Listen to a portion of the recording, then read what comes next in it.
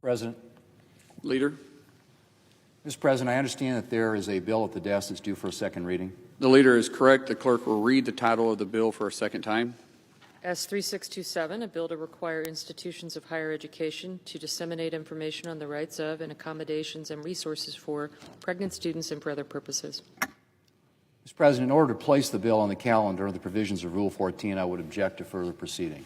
Objection is heard, so the item will be placed on the calendar under Rule 14. Mr. President, today we expect to vote on a resolution to direct the removal of U.S. forces from hostilities in or against Venezuela. Even though the U.S. is not currently engaged in hostilities in or against Venezuela. That's right, Mr. President, we have no troops on the ground in Venezuela. We're not currently conducting military operations there. But Democrats are taking up this bill because their anti-Trump hysteria knows no bounds. Here are the facts, Mr. President. Nicolas Maduro is a narco-terrorist who helped lead the so-called Cartel of the Suns. He advanced large-scale drug trafficking, armed an illegitimate militia, solicited arms for a terrorist organization, presided over unfree and unfair elections, targeted political opponents, and oversaw the killing of thousands, as a UN report outlined. To name just a few, just some of his crimes, Mr. President. The United States did not recognize him as the legitimate leader of Venezuela. Neither did the European Union. And he was a fugitive of the United States justice system. Back during the first Trump administration, Democrats were calling for the ouster of Maduro and for U.S. assistance in Venezuela, and were criticizing the president for not going far enough in opposing the Maduro regime. President Biden raised the reward for information leading to the arrest or conviction of Maduro to $25 million. But then President Trump directs an isolated special forces raid in support of a valid warrant to capture Maduro so that he can be tried for drug crimes, and Democrats are falling all over themselves to criticize the seizure and arrest of this international criminal. Talk about Trump derangement syndrome. It's funny, I don't remember Democrats trying to tie the president's hands when Democrat presidents took far more extensive military action that involved thousands of troops or airstrikes over weeks and months in Libya, Bosnia, Serbia, and Haiti. Most recently, in 2024, they locked arms and voted to turn a blind eye toward a months-long deployment of troops for President Biden's disastrous floating aid pier to Gaza, even while Biden's own Defense Department called it an active war zone, and the pier was fired upon twice. They said those troops were not engaged in hostilities and therefore not subject to the War Powers Resolution. And yet today they are claiming the opposite for a couple hundred troops who were in Venezuela for a matter of mere hours and who have already returned to their bases in the United States or on U.S. Navy ships in international waters. But with President Trump, Democrats are incapable of deciding on the merits. They reflexively oppose anything he does or says, even when it contradicts or is in tension with their own prior opinions. Whatever the outcome of this process, Mr. President, I trust that the Trump administration will continue to work to combat the terrible scourge of illegal drugs and to keep our nation and our communities safe. Mr. President, 2025 was a year of hard legislative work in the United States Senate. We passed once-in-a-generation legislation, the Working Families Tax Cuts Bill, which is currently putting more money in hardworking Americans' pockets. But we didn't just make the headlines legislatively. In addition to a packed legislative schedule, we considered and confirmed 417 civilian presidential nominations, more than were confirmed in the first year of President Trump's first term or President Biden's. And while 417 would be an impressive number all its own, it's particularly remarkable given the historic level of obstruction the president's nominees faced. I said historic, and I mean historic. When you look at this term, President Trump remains the only president on record, American history, not to have had a single nominee confirmed by unanimous consent or voice vote. Compare that to Presidents George H.W. Bush and Bill Clinton, who each had 98% of their civilian nominees confirmed by unanimous consent or voice vote in the first term of their presidencies. 98%. George W. Bush and Barack Obama each had 90%. And while Democrats substantially eroded this tradition of bipartisanship during President Trump's first term, both President Trump in his first term and President Biden each had more than half of their nominees confirmed by voice vote. So you can see, Mr. President, what I mean by historic obstruction.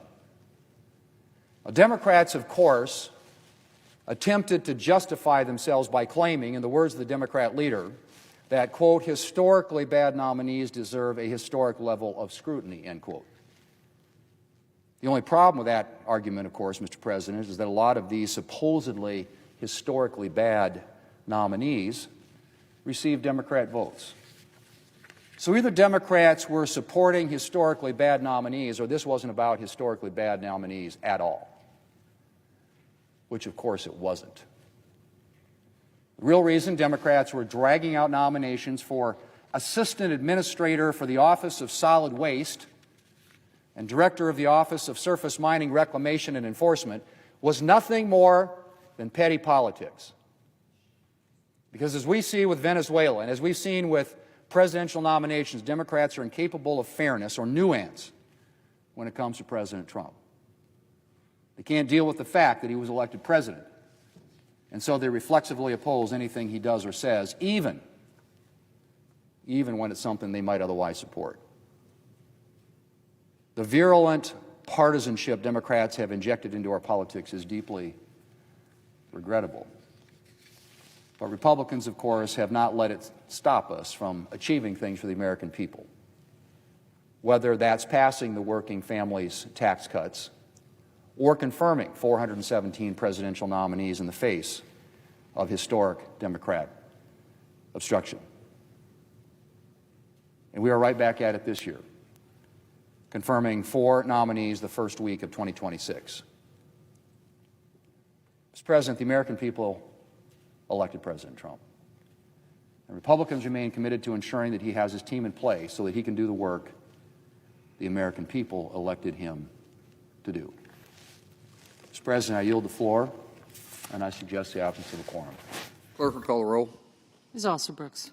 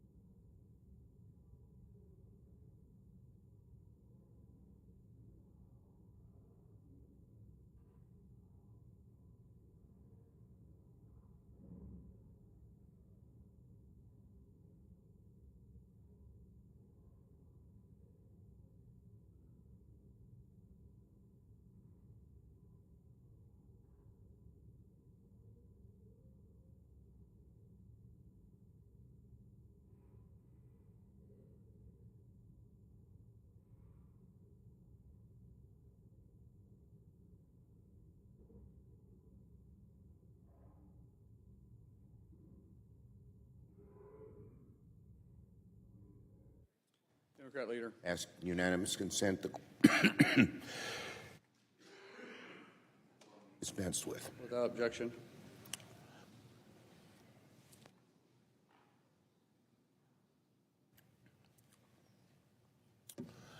Mr. President, launching a criminal investigation to coerce the Federal Reserve is a dangerous crossing of the Rubicon, even for Donald Trump, who's crossed many Rubicons already, to his detriment and the country's detriment. America's economic stability depends on impartial, stable monetary policy. Our central bank must always operate free of coercion, free of intimidation, and free from short-term political calculation. But what Donald Trump is doing is the magnification of monetary policy, one of the last places we should have any kind of MAGA influence. Anyone with 2 eyes and half a brain can see what this probe is, a brazen attempt to cannibalize the Fed's independence. It's monetary mob boss thuggery. And if you're an American worried about costs, housing costs, car loan costs, any interest rate costs, what Donald Trump's doing should alarm you. If you're worried about bringing your mortgage rate down, if you have a variable rate mortgage, if you want to keep the mortgage down, if you're a new home buyer and want a lower mortgage, Donald Trump's assault on the Fed should alarm you. Because when there's chaos in the Fed, interest rates go up. The banks and financial institutions, when they say chaos, they grab on tightly and say, we better not lower anything. We better keep things high because we're not exactly sure what's going to happen. Because when there's chaos in the Fed, there's chaos across the economy and rates go up. That's what financial institutions do in the current times of uncertainty. They ratchet rates up to avoid a pitfall of some kind of downward decline that chaos often brings. It becomes more expensive for people to borrow. It makes it harder to own a home. It makes it harder to build more homes. It raises car payments, credit card payments, raises the price of almost anything. So if Donald Trump is serious about bringing costs down, about fighting inflation, about showing the American people he cares about them, the last thing he needs to be doing is launching criminal investigations against members of the Federal Reserve Board. Congress should not, cannot be silent in the face of such naked political attacks. Now, Republicans are whispering in the hallways to one another that they're troubled about what the DOJ is doing against the Federal Reserve. But actions speak louder than words. It's not enough for Republicans to whisper their worry. Senate Republicans should act like they're in the majority and use their oversight powers to bring the DOJ to heel. We must bring Department of Justice officials here to the Senate to testify in committee under oath and answer for their reckless conduct. We must hold the line against any Federal Reserve nominee from Donald Trump, so long as this dark cloud hangs over the Fed. If Senate Republicans are truly worried about the Fed's independence, if they're worried about what chaos at the Fed means for rising housing costs, rising borrowing costs, rising inflation, then they ought to conduct some oversight. Otherwise, their concerns are little more than hot air.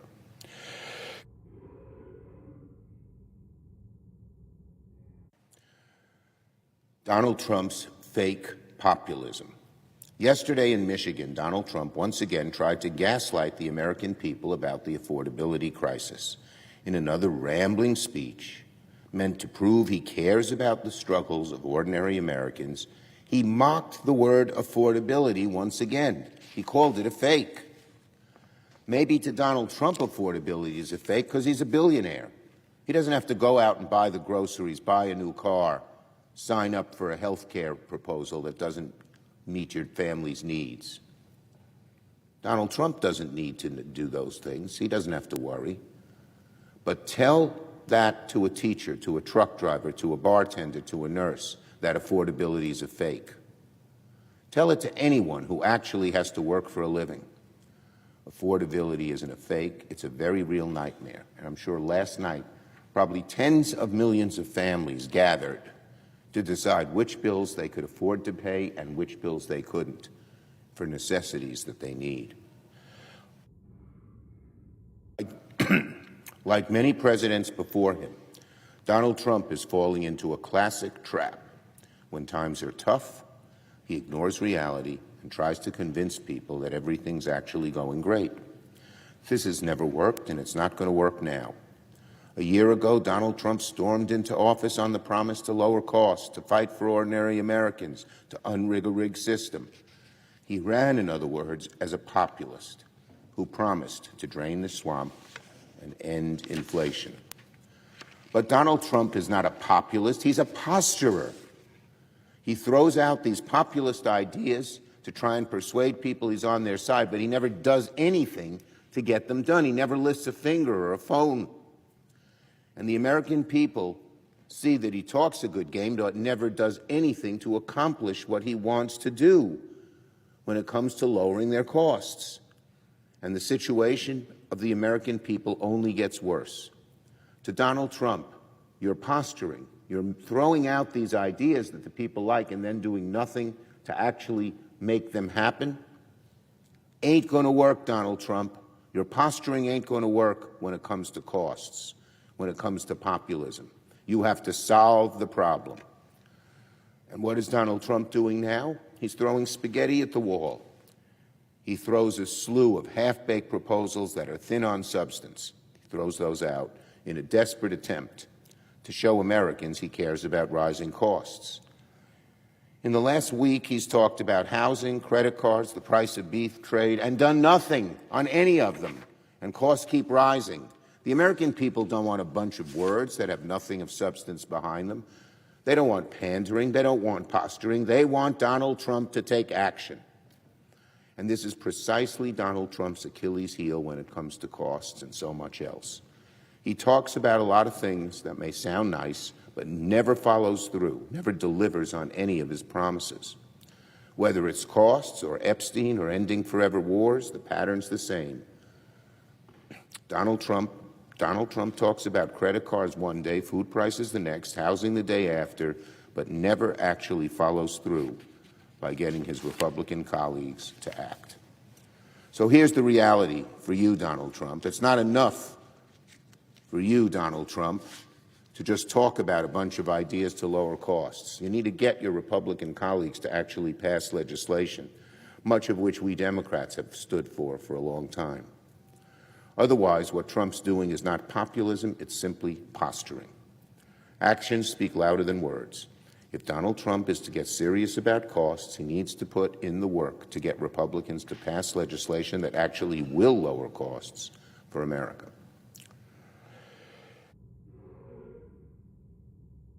Finally, on ACA legislation. When it comes to lowering costs, Americans don't want nice-sounding statements, they want action. Today, the Senate has a chance to take action to lower the cost of health care. In a few hours, I'll come to the floor to seek unanimous passage of legislation passed by the House last week to extend ACA premium tax credits for 3 years. Senate Democrats unanimously supported extending these credits last year. Some Republicans even joined us, but Leader Thune led the way to block this legislation, and it ensured that people's premiums are now skyrocketing.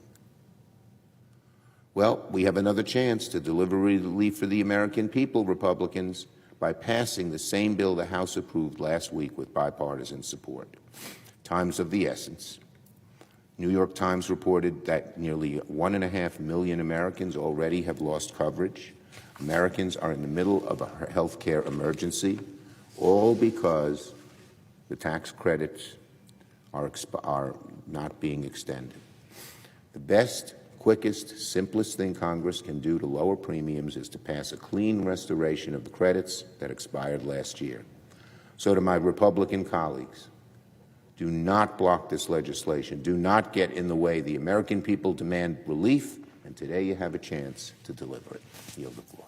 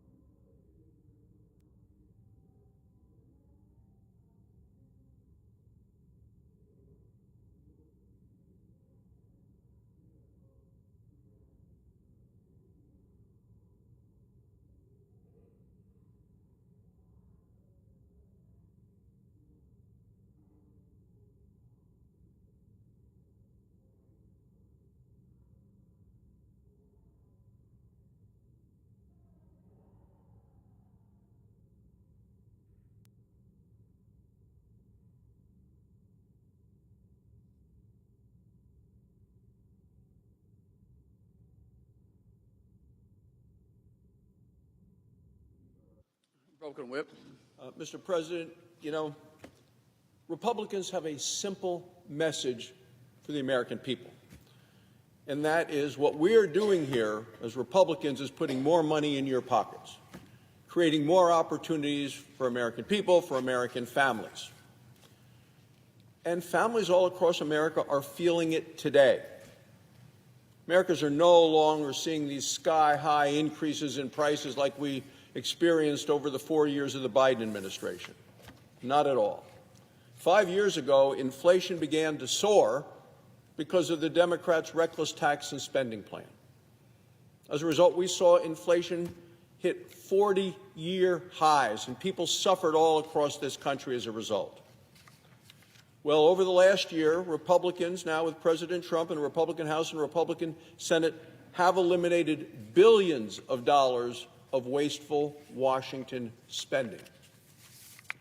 And we're seeing that the pressure on prices is easing. Families in more than 40 states are paying less than $3 a gallon for gasoline. In your home state of Oklahoma, my home state of Wyoming, it's at $2 a gallon for gasoline right now. Lower gas prices, as you know, Mr. President, they impact everything that a family does. Impacts everything in the country, from the cost of groceries, the cost of commuting to work, or to keeping going with a ranch or a family business. Energy prices affect all of it. And lowering prices are happening because Republicans are successfully changing the direction of the country. We promised to cut burdensome Biden regulations that have been punishing, penalizing, and we're getting it done. We promised to unleash American energy, and we've done it. We've delivered on our promises. You know, under the Trump administration, permits to explore for energy right here in America have gone way up. It's been successful. The United States has never produced more energy than we're producing today.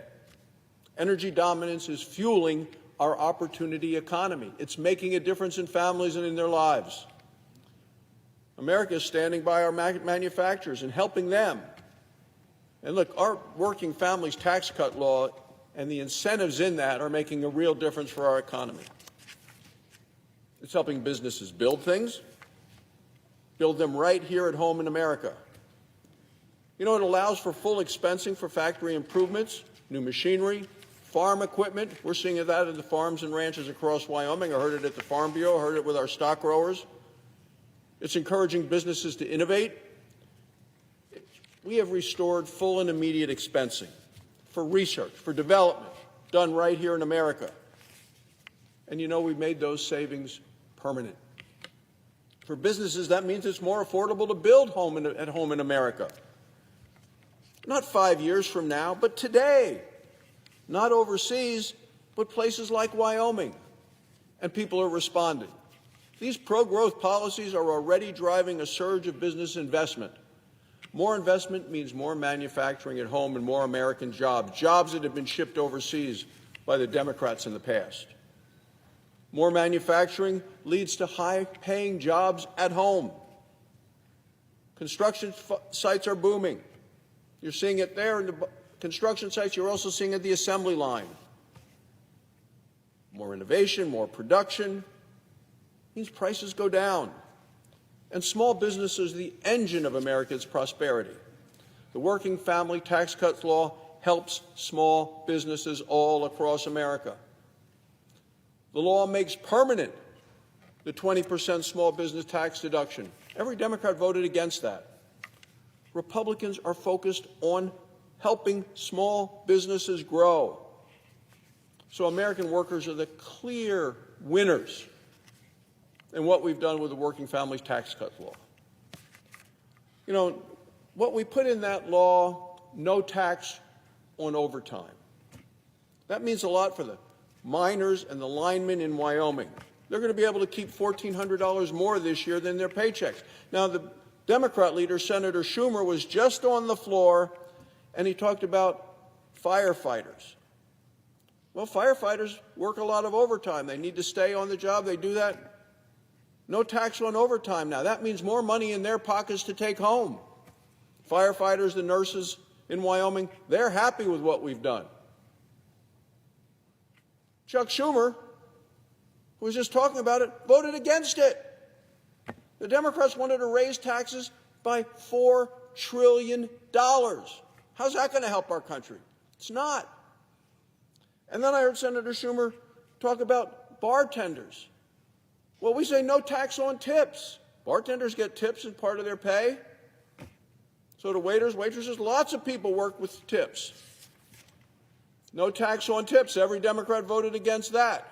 That was taking money, what the Democrats would do. They'd rather just take that money for themselves. They like the tips. They want it to go to the tax so they can spend more.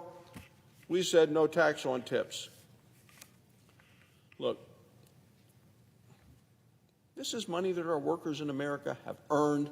They ought to be able to benefit from it. Not going to be wasted away anymore by these unaccountable, unelected, heavy-handed bureaucrats who think they know better than the American people. And it's certainly not going to continue to be stolen like it has been by these fraudsters in Minnesota while the Democrats looked the other way. In all, American workers are going to see higher take-home pay, more money in their pockets, thanks to what we passed with the Working Families Tax Cut Law. Republicans are creating an economy that works for working Americans. We're creating a prosperous America where citizens are free to use their money. If they want to save it, they want to spend it, they want to invest it, they get to decide. They want to use it to build a small business. Good. They want it to control their family's future. Perfect. It's no wonder that the University of Michigan found that consumer sentiment continues to go up. That confidence rose the most among blue-collar workers, the workers who were hit the hardest by the Democrats' unaffordable economy. Republicans were successful in stopping the Democrats' $4 trillion tax increase. We eliminated burdensome regulations. We unleashed American energy. We're getting America back on track. So that's why today Americans are seeing more money in their pockets. They're going to see bigger tax refunds. They're going to see more opportunities in their future. That's what Americans voted for last November, and that's what Republicans have delivered. And this economic progress is just the start of the prosperity to come. Thank you, Mr. President. I yield the floor.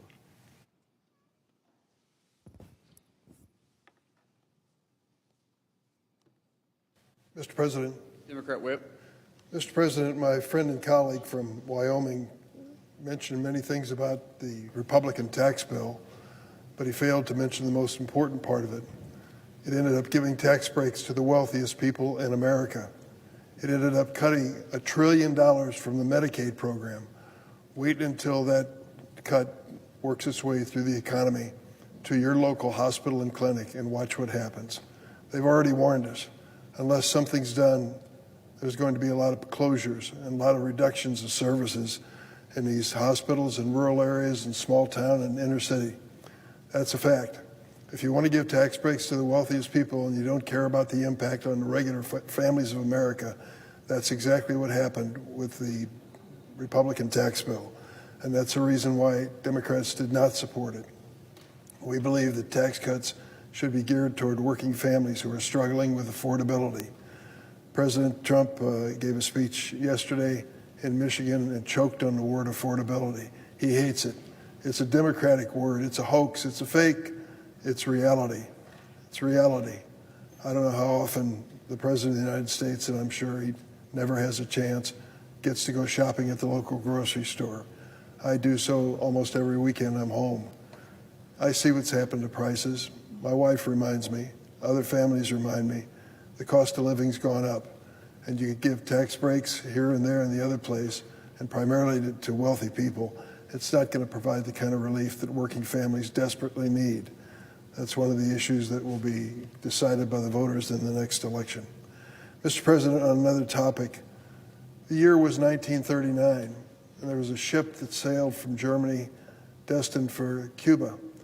It was bringing Jewish refugees from Europe that was falling into Nazi control to a free place to live in Cuba. Unfortunately, as that ship, the SS St. Louis, approached Havana, Cuba, it was turned away. They wouldn't allow those Jewish passengers to find freedom in Cuba at the time. They then appealed to the United States, to President Roosevelt and his administration, and they too turned them away. The ship got so close, according to press reports, they could actually hear the bands playing in the nightclubs in Miami, but they couldn't land their ship. And so they took the SS St. Louis back to Europe, 1,000 Jewish refugees. Many of them became victims of the Holocaust. It was a bitter lesson learned, particularly in time of war and strife, that there was a need for countries where there was peaceful situation to step up and do their part to try to help refugees and those seeking asylum. After World War II, the United States decided the SS St. Louis was a valuable lesson. We started leading the nations of the world in accepting refugees. It was an act of mercy, a humanitarian response to the reality that these people were facing. And we were proudly leading that effort for decades until very recently. Under this president, the whole situation and policy have changed. This administration is unfortunately highlighting a policy that turns away refugees. The Trump administration has diverted resources from law enforcement and national security efforts to focus on arresting immigrants who pose no threat to public safety. We've seen it in Chicago, we've seen it in Minneapolis and other cities. This administration is targeting legal immigrants who followed every rule and regulation. Over the past few months, the Trump administration has issued a flurry of new policies effectively ending lawful immigration for individuals from 39 countries. It harkens back to the bitter experience with the SS St. Louis.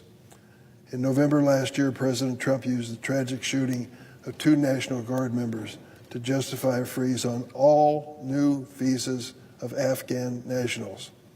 Many of these visa applicants fought against the Taliban alongside American forces and now must flee Afghanistan to avoid punishment or death for the crime of working for us. President Trump has abandoned them. So much for loyalty. These men and women in Afghanistan decided they would risk their lives to stand by our soldiers during that conflict. They survived, and now they're asking us to protect them from the Taliban's excesses. The president has decided no thanks. He slammed the door on Afghan nationals who risked their lives to save the lives of American soldiers. And he didn't stop there. In addition to suspending visa applications for Afghan nationals, the Trump administration paused all asylum and refugee decisions. The Trump administration has extended broad immigration bans to anyone from 39 different countries, including individuals from those countries who are already in the United States. Going through an asylee claim, a refugee claim, playing by the book, takes months and sometimes years in refugee camps. People go through extensive background checks before they're even considered to come to the United States. In this situation, those who have successfully made that journey are once again in jeopardy of the new Trump policy. The administration is reviewing again all legal immigration cases already approved for individuals from the banned nations. To be clear, this expansion is not limited to nationals of countries on the list. It also includes anyone who's been born in any one of those countries, even if they live the majority of their life somewhere else.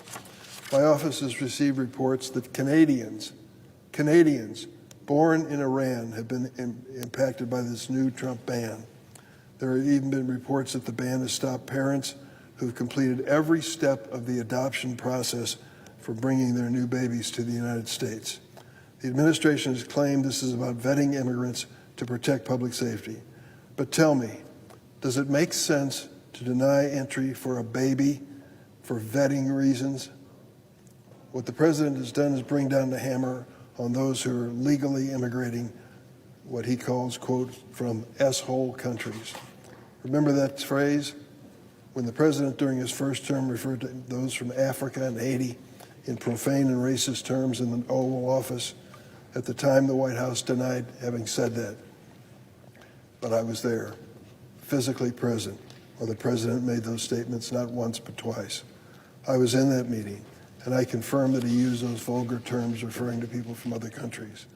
2 Republican senators publicly accused me of lying.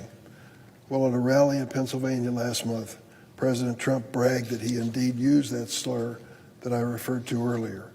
And at a cabinet meeting last month, he publicly called Somali immigrants, quote, garbage. The President of the United States referred to people from Somalia as garbage. Just yesterday, the administration announced the termination of Somali's designation for temporary protected status. TPS allows immigrants from a country that is unsafe to temporarily remain in the United States. Does the President really think Somalia is a safe or stable place for these individuals to return? I think not. He just doesn't care. These racist comments and policies have confirmed what we've known all along. The President has a deep-seated animus for immigrants who are not white.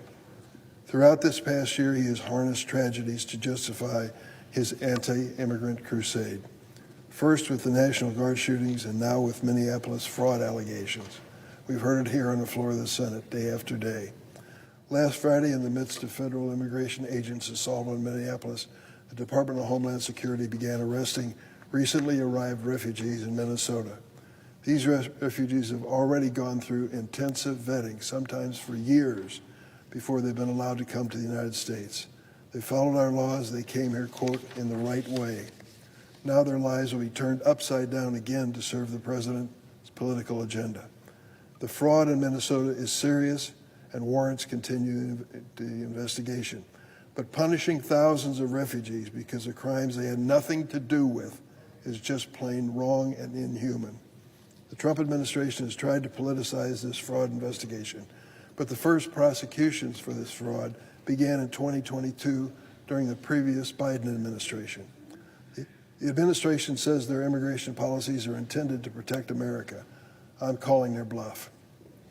What have they done instead is to effectively halt legal immigration from a long list of countries, all of which have majority non-white populations.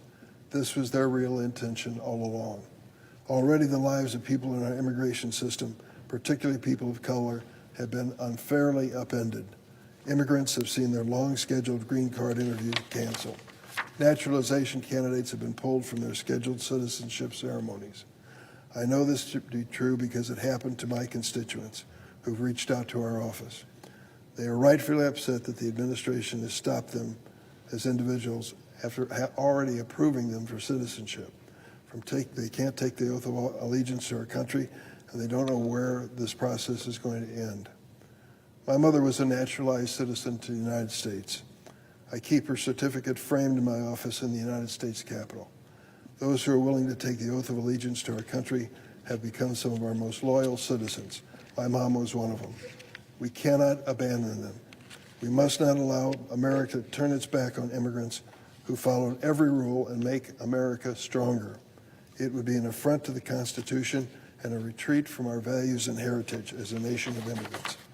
Mr. President, this is an awful situation where helpless people are being exploited for political reasons.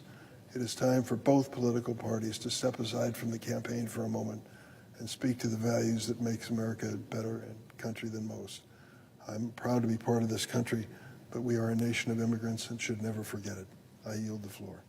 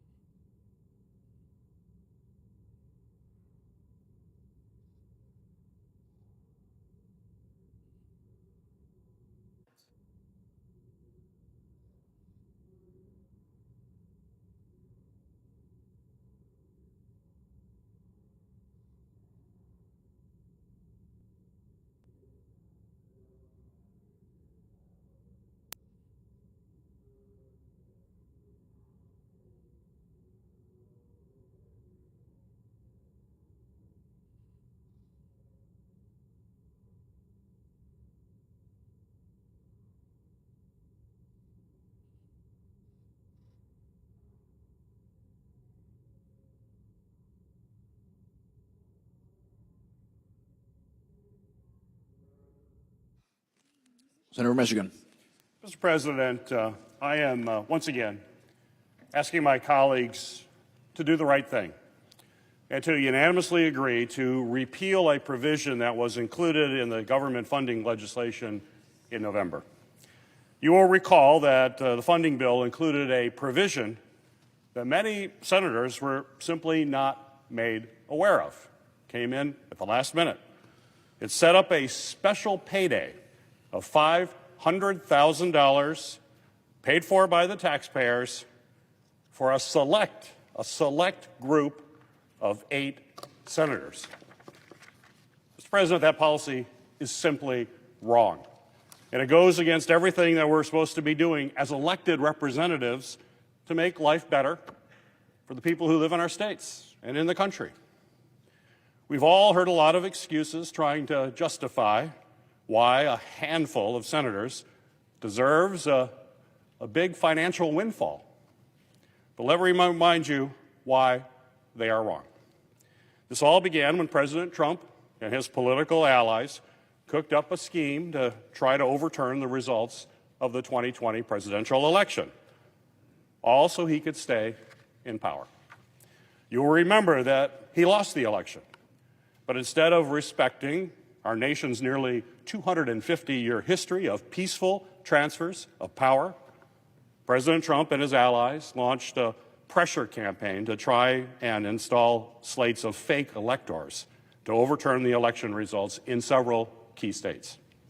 And while senators were here in this chamber pushing back on those false efforts, President Trump instigated a riot, urged his supporters to come here and try to stop Congress from carrying out our sworn democratic responsibilities. We just observed the 5th anniversary of that attack last week, where so many members came to the floor, I was here, came to the floor and shared their memories of the horror and violence of that day. Those actions led by President Trump and his allies were criminal, simply criminal. And those crimes were exactly what the Department of Justice was investigating when subpoenas were issued for certain phone call logs. These logs weren't being targeted for political reasons.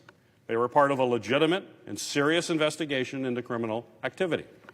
The Justice Department followed standard legal practice in seeking those phone logs. This should be just common sense. But unfortunately, there are those who believe a select group of senators have the right to profit from being caught up in a legitimate criminal investigation. And they're okay with American taxpayers footing the bill. They've claimed that this provision was never meant to enrich senators, but the reality is there's nothing in the law to prevent that from actually happening. They've claimed that the special counsel and the judge overseeing this matter acted in bad faith. But in reality, there was no departure, absolutely no departure from established Department of Justice and judicial practice. Now, I'm not opposed to debating the merits of this matter and determining whether there needs to be forward-looking changes. In fact, I would support some of those forward-looking changes. But that's not what's happening right here. Instead, without any thoughtful consideration, this body approved a provision to retroactively rewrite the law and set up the opportunity for special financial payments to a select group of senators. When our House colleagues, they learned of this, they were as surprised as most all of us that were here in this chamber. Our House colleagues did the right thing. They quickly and unanimously, that's right, the House unanimously, that doesn't happen a whole lot, the House unanimously, 426-0, passed a bipartisan bill to repeal this provision because they knew it was wrong. We should be here working to lower costs for our constituents and not using taxpayer dollars irresponsibly. I hope my colleagues will join me in righting this wrong today. And so, Mr. President, I ask unanimous consent that the Senate proceed to the immediate consideration of H.R. 6019, which was received from the House and is at the desk. Further, I ask unanimous consent that the bill be considered read a third time and passed, and the motion to reconsider be considered, made, and laid upon the table. Is there objection? Yes, I object. Senator from South Carolina. Objection Reserving is the heard. right to object. As a matter of fact, I've been here a while. I can't think of a time that I feel the need to object. You're entitled to your opinion of me. How do you get in this group of 8 people? Jack Smith went after my phone records. I'm the chairman of the Judiciary Committee. We find out later that this political motivated hit job against President Trump by Jack Smith got 8 of us, and there's probably more. What did I do to deserve this, Senator? I'll just tell you. I don't know where you were at January 6th. I was here. I was probably the leading voice on this side of the aisle to say the election is over. Biden won, Trump lost. But you keep talking about Trump, because if there's a case of Trump derangement syndrome, I think it's spread throughout the building. I didn't riot. I didn't give cover to the idea that the election was stolen. Quite the opposite. What was my big offense? Being a friend of Trump. Now, what are you trying to do here? Do the right thing? The right thing is to continue to investigate Jack Smith for turning the law upside down, for creating a precedent that should scare every senator in this body. The law is pretty clear. There's a statute on point that the Senate, even with a non-disclosure order, is supposed to notify the members when somebody wants our phone records. We're a separate branch of the government, and you don't seem to be upset at all because they're coming after Trump and a friend of Trump. Now, when we do something, you know, we're out to destroy Trump, and anytime we look at what y'all did, you know, we're, I guess, a bunch of crooks. Now, let's talk about me and enrichment. The Democratic majority Senate leader, Senator Schumer, signed off on this. So I want the world to know, and the world's paying no attention because it's blowing up right now, that this provision was coordinated between Senator Thune and Schumer, because a lot of people are worried if they can do it to Republicans, and maybe they'll do it to Democrats. So the idea that 8 of us cooked something up is ridiculous. We talked to your Democratic leadership. The fact that they didn't talk to you is your problem with them. Now, what happened? We sent to the Ethics Committee what we're doing, and they didn't send anything back. Now they have. So the bottom line is, Mr. President, this provision was a result of we're not going to take it anymore.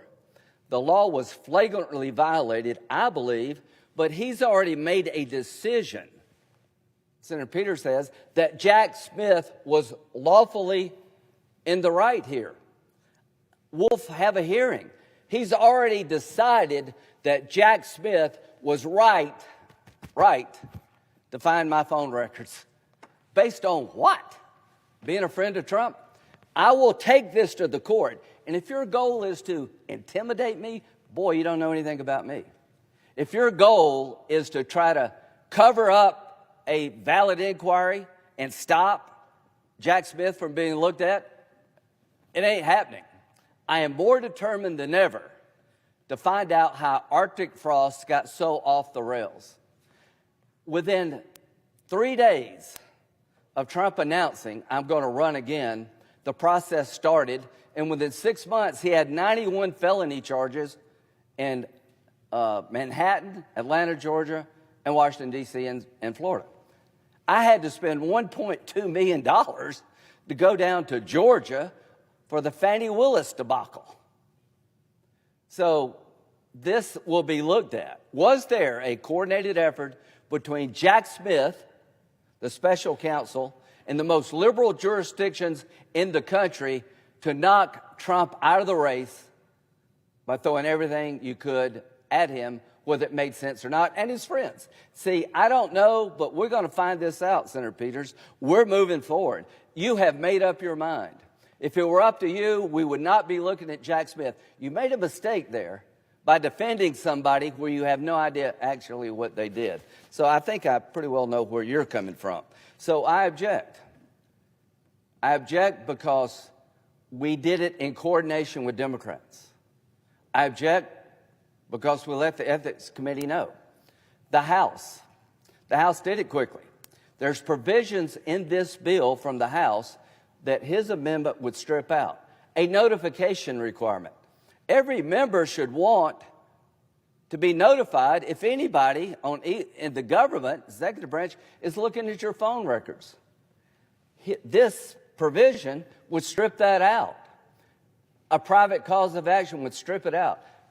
I live in America. We all live in America. If you cannot hold your government accountable for violating your rights or potentially violating your rights, you have a very dangerous government. I am no better than anybody else, but I'm certainly hell's no worse than anybody else.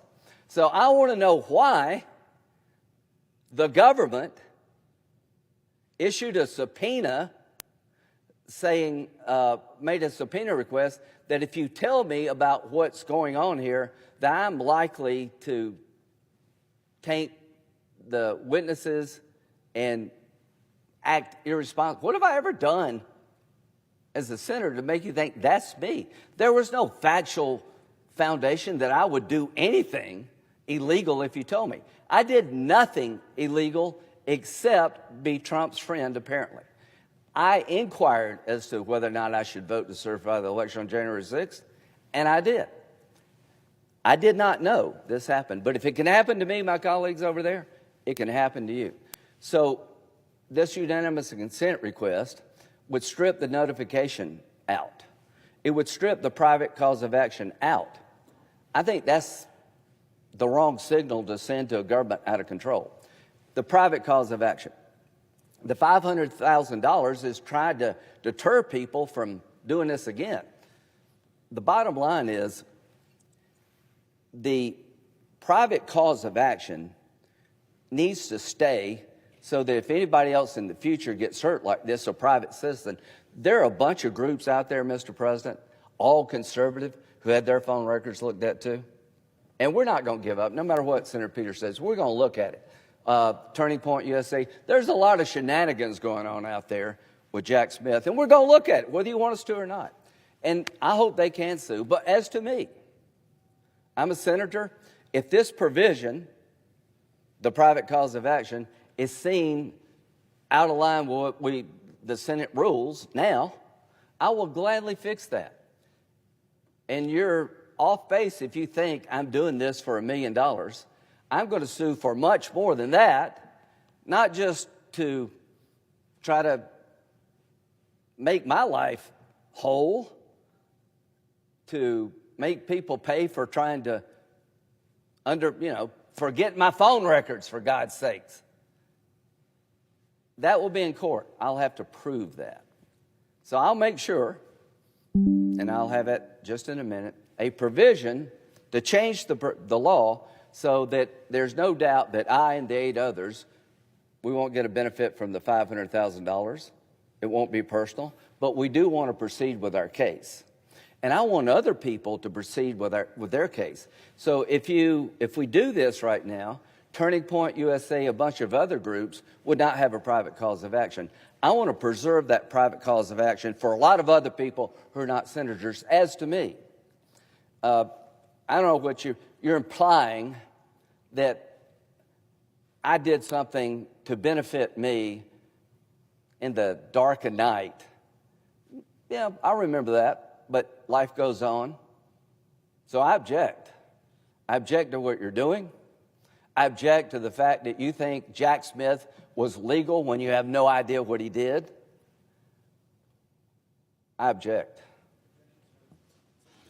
The objection is heard. Senator from South Carolina. Where's my amendment at?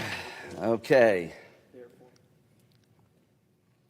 Therefore, I ask unanimous consent that the consent be modified to include adoption of my substitute amendment, which is at the desk. Is there objection to the modification? Mr. President, reserving the right to object. Senator of Michigan. reserving the right to object, but I want to say that I greatly appreciate Senator Graham's proposal that he has just put forward just now. We have received this last night, but I think it gets to the most critical issue here, which is the retroactive rewarding or awarding of $500,000 per violation of damages to a handful of senators. I think that I very much appreciate Senator Graham for doing that. But I don't believe that it gets to the full bipartisan, bicameral solution that we need. And Senator Graham, I'm sympathetic to the arguments you made here. I can rebut some of them, but I don't want to get into that debate right now, back and forth to do it. But I understand where you're coming from on a lot of those issues. But I think there are other concerns in this statute that was enacted in November that need to be addressed, including some potential for abuse for the target of a criminal investigation provision that's in the statute that remains retroactive. That could create a lot of problems for senators here on the floor, to Senator Graham's point. Certainly dealing with the damages provision, as my colleague proposes in this proposal that he put forward just now, is a significant part of the solution, but it's not the whole solution. So, Senator Graham, I just hope that this could be a very positive starting point. Thank you for making this offer here today. I would ask that we could get together, try to find some common ground here to make sure that some of the concerns that you have are addressed, because I think those are reasonable. The part that you're pulling out, which I think is unreasonable, and I appreciate you now agree that that too is unreasonable. But let's have an honest, frank discussion about the rest, because certainly the points you raise are ones that I want to have the opportunity to talk about, and I understand where you're coming from, and I think we can find a solution that will work for this body and for the American people. With that, I object. Mr. President. Objection is heard. Senators are reminded they're to address each other through the chair. Okay, sorry about that. Senator from South Carolina. Yeah. So, objections heard. Here's what the Ethics Committee said about my proposal, my modification, and that the amendment cures the Senate 37.4 issue previously identified in letter sent to you. So I asked the Ethics Committee, will this amendment cure any concerns that people have about this provision regarding me or any other senator? It does. So if that's what you want to do, I think we fixed it. However, with all due respect to my colleague, I'm never going to agree to drop the notification requirement. I've had a ton of House members say, please don't do that. All of us here should want to be notified if some executive branch is looking at our phone records. So that would be terrible. The private cause of action goes away. I'm never going to agree to drop that. Why? There are a bunch of people caught up in Jack Smith that are not senators, that may have a cause of action, and they deserve their day in court. As to my cause of action under the statute, I'm going to pursue it, but in a way that's compliant with the Senate rules. And I just want to put everybody on notice. This statute is just one avenue to find out what happened. There'll be other. I'll go to the phone company. I'll sue Jack Smith's Biden's DOJ. That's where I'm headed. But I'll do it in a fashion consistent with the rules of the Senate. But I'm not going to drop the private right of action because there are a bunch of people out there other than me. I think the notification requirement, given the environment in which we're all living in, whether you're Republican or Democrat, I think we need to be notified if the executive branch is maybe doing something they shouldn't do. So I look forward to working with you. I appreciate we end this thing the way we've ended it. And I will be pursuing my legal rights consistent with the ethics of the Senate. And maybe we can work something out. But Senator Peters, we live in pretty dangerous times now, and I can see it going bad on our side, your side. We need to protect these institutions the best we can from things that may come our way. It's me today. It could be y'all tomorrow. and I love the institution. People want to change the rules, to make it the House. I don't. So thank you very much. I yield. Mr. President. Senator Michigan. Mr. President, just a response for Senator Graham. I appreciate that offer and the notification requirement that you bring up. I believe in that. I think it's absolutely critical that we have that for the reasons that you cite. There are some problems in the provision that we think there's some glaring exceptions to that would allow folks to say, no, we're not going to notify you. That's unacceptable. We should make sure that that notification requirement applies without the abuse of the administration, regardless of who's there, on what side, because you're right. Ultimately, our job is to protect this institution as a co-equal branch of government. You and I share that sincere belief, and I think these are just some technical aspects that we can work out, and I look forward to that opportunity. We'll start it here soon. Thank you. Clerk will call the roll. Ms. Hasselbrooks.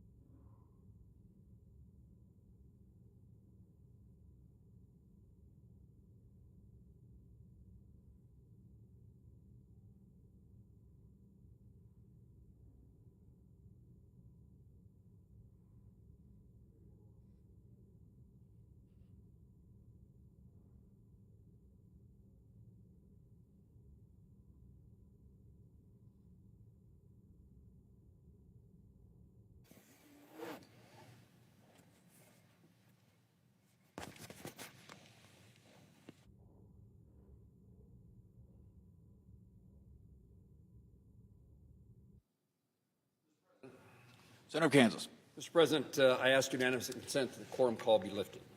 Without objection. Mr. President, today I have the opportunity to rise here on the Senate floor and speak in support of the appropriations package that's currently before the United States Senate, which it happens to include funding for commerce, justice, science. I chair the Appropriations Subcommittee on Commerce, Justice, and Science, and I'm pleased that this legislation provides significant and important resources to support our nation's federal, state, and local law enforcement in their shared mission to keep America safe. The package that we will debate and discuss and vote on this week makes targeted investments in federal agencies and departments that conduct critical scientific research, bolster economic growth, promote U.S. energy independence, and strengthen our nation's national security. These priorities are achieved while also making thoughtful reductions in spending to ensure that taxpayer dollars are being wisely spent. Many rural and local law enforcement agencies continue to face resources and equipment gaps that limit their ability to respond effectively and keep their communities safe, and the FY26 CJS appropriation bill addresses these needs by investing in crime-fighting technology and equipment for sheriff's offices and police departments in Kansas and across the country. The legislation also equips the Drug Enforcement Agency and the FBI with resources necessary to dismantle drug trafficking networks that have gained, unfortunately, a stronghold and a foothold in the United States and combat fentanyl crisis that continues to claim way too many lives of Americans. This bill contains funding for the national security and counterintelligence missions that counter foreign threats and protect U.S. interests. By investing in the Office of the United States Trade Representative, this bill strengthens its capacity to enforce trade agreements and expand markets so that American producers, my farmers in Kansas back home, and manufacturers in my state can compete and sell their goods around the world. Finally, this bill invests in our nation's science agencies, NASA, NOAA, the National Science Foundation, to advance U.S. leadership in scientific discovery and space exploration. At NASA, it bolsters American leadership in human spaceflight, space science, and aeronautics at a very critical moment. This week, in fact, NASA is rolling out Artemis II, the next consequential step towards sending astronauts around the moon for the first time in more than 50 years. That mission and future missions depend upon a strong U.S. aerospace industrial base made up of engineers, machinists, suppliers, and researchers. This bill makes certain that America remains on course to lead in space and does not cede ground to our competitors. Through NSF, the bill prioritizes critical research and advanced manufacturing and bolsters the private sector innovation, strengthens university-industry partnerships, and trains the next generation of scientists and engineers right here at home. Investments that are essential to our long-term economic growth, to our national competitiveness, and to our national security. At NOAA, this legislation bolsters critical weather monitoring services, increases resources for life-saving functions of the National Weather Service, and makes certain that the National Weather Service offices are staffed 24/7 to provide reliable forecasts to help keep America safe. As a senior appropriator, I have long advocated for Congress to return to regular order in the appropriations process, debating, amending, and passing 12 separate appropriation bills that fund the federal government. I continue to be an advocate for that. This package reflects that work, and I commend Chairwoman Collins, Vice Chairman Murray, and my colleagues on the Appropriations Committee for their efforts. I also thank my colleagues in the Senate more broadly who have been so willing to allow us to proceed to get to this point today. I want to thank the CJS subcommittee staff for their hard work and dedication, long hours. A lot of work has gone on throughout the year, but especially challenging time constraints within the last few weeks. This package would not be possible without those staff members. I thank my staff, Kevin Wheeler, Brian Danner, and Rachel Taylor. I also thank as well the minority staff, Jessica Berry, Blaise Sheridan, Lindsay Erickson, and T.J. Loudermilk. This legislation that is Commerce, Justice, Science, Appropriations Subcommittee work product, this legislation strikes a careful balance, funding critical resources while also protecting the limited taxpayer dollars. The spending that we always worry about being too much is addressed in this legislation to make sure that we are on a different path than continued borrowing and spending. I strongly urge my colleagues to support this package to provide these agencies with resources that need to keep our nation safe, promote U.S. leadership, and make certain that America remains a leader in space. This bill funds the Department of Commerce, the Department of Justice, and a number of science agencies such as NASA and NSF. It is important to the country that this bill occurs. It's also important to the country that we avoid a shutdown at the end of the month, and the bills that we pass this week go a long way in making that shutdown much less likely. Mr. President, I thank you for the opportunity to speak to you and my colleagues, and I yield back.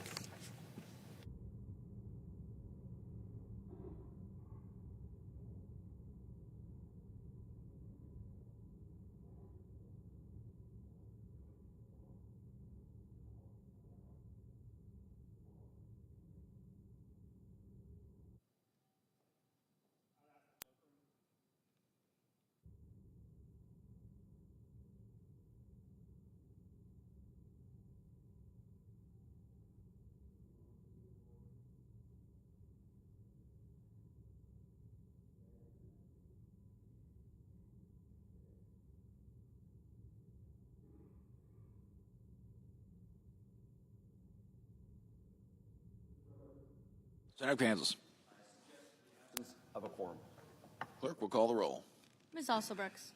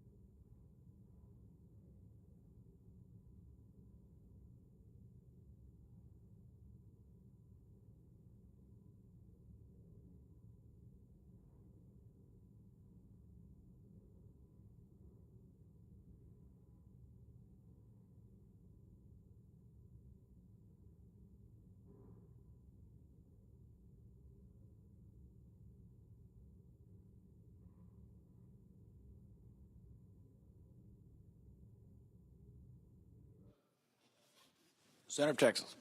President, I ask unanimous consent that the quorum call be dispensed with. Without objection. Mr. President, we all remember the tragic murder of Specialist Sarah Beckstrom on the eve of Thanksgiving. She was, as we all will recall, one of the National Guard service members working here in the District of Columbia. We're continuing to pray for the recovery of Staff Sergeant Andrew Wolf, who was injured in the shooting, but of course, Specialist Beckstrom lost her life. The news cycle moves very quickly, and it seems like while something happens today, tomorrow it's something new, but it's important that we not allow the mistakes that were made by the Biden administration when it came to vetting Afghan nationals to be forgotten. We cannot ignore the reality that Sarah Beckstrom was another victim, an unnecessary victim, of President Biden's careless immigration policies. The man who committed this heinous act was an Afghan national whom President Biden allowed to enter the country after our disastrous withdrawal from Afghanistan. And unfortunately, it's too late to bring Sarah's life back, but her death should not be meaningless, relegated to headlines with no action. It's not too late to look back on the flawed decisions that allowed her killer to enter the United States in order to correct these mistakes and to prevent future harm. Furthermore, this crime at the hands of an Afghan national parolee was not a one-off occurrence. The following week, another parolee, and by that I will define that further, but this is not pursuant to any law actually passed by Congress, like the Special Immigrant Visa Program. This was done outside of that program with even less protections and less vetting. But the following week after Thanksgiving, another parolee nearly committed a terrorist attack in Fort Worth, Texas. But thanks to federal and local law enforcement, they were able to apprehend him and to prevent him from carrying out that attack. I'm grateful to the Department of Justice, including the FBI and our state and local law enforcement officials, who prevented this attack from happening. But the fact that the perpetrator is here in the United States in the first place underscores yet again the failure to vet the individuals who came into this country via Biden administration parole. The repeated incidents, and there are many more, committed or attempted by Afghan nationals, demonstrate that something has gone terribly wrong with the way the government has been vetting or failing to vet aliens who've entered the country. And I believe that these questions deserve answers. For that reason, I'm chairing a Judiciary Committee, subcommittee this afternoon alongside of our colleague Senator Hawley from Missouri, entitled Biden's Afghan Parole Program, a Trojan Horse with Flawed Vetting and Deadly Consequences. At this hearing, we'll carefully examine the policies implemented or those failed to be implemented by the Biden administration that led to these tragic events, particularly the flaws in President Biden's mass immigration parole programs that were not just limited to Afghan nationals. As I said, parole is a unique term under immigration law, but it's worth revisiting exactly how this happened. Because again, this happened not because of any program passed by the Congress, but unilaterally by President Biden. Under U.S. immigration law, parole, in layman's term, is kind of like an easy pass, like speeding through a toll booth. The U.S. Immigration Service defines parole as, quote, the discretionary decision that allows inadmissible aliens who are not admitted to the United States to be physically present in the United States. It's sort of like a permission slip.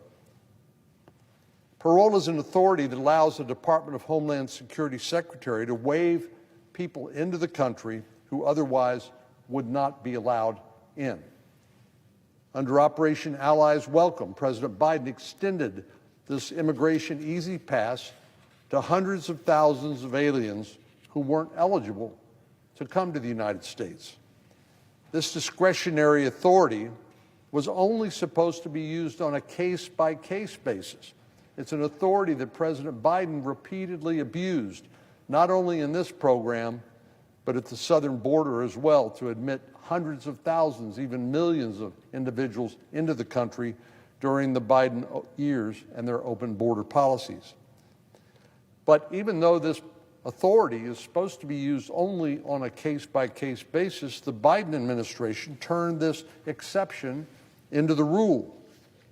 And now we also know that when it came to the Afghan parole program, Operation Allies Welcome, the Biden administration allowed in many aliens who had not been fully vetted, including the man who drove across the country to murder this young National Guardsman, and the man who threatened to carry out a suicide bombing in Fort Worth, Texas, who were not eligible to enter the United States but for this discretionary easy pass issued by the Biden administration without adequate protections for the American people.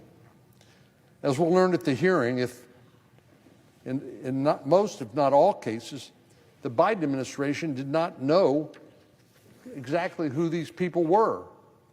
Many of them could not say when they were born or even their own last name. I think we sort of fail to recognize the population we're dealing with of individuals in Afghanistan, many of whom are functionally illiterate.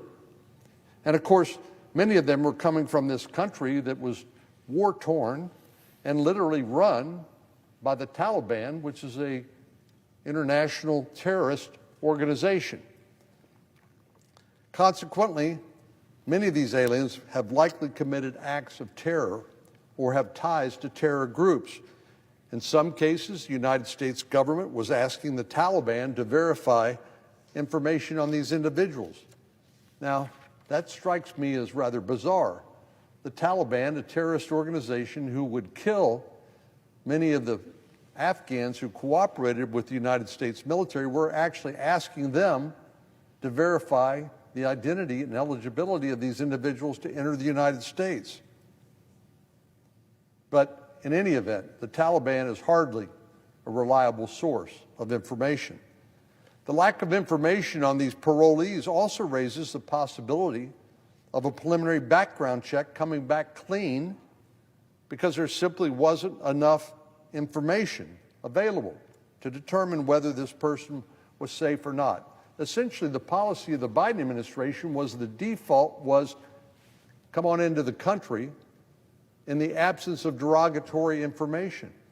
But the fact of the matter is, in war-torn Afghanistan, now run by a terrorist organization where you have literally functionally illiterate individuals, the absence of derogatory information is not any proof that these individuals could safely be allowed into the United States.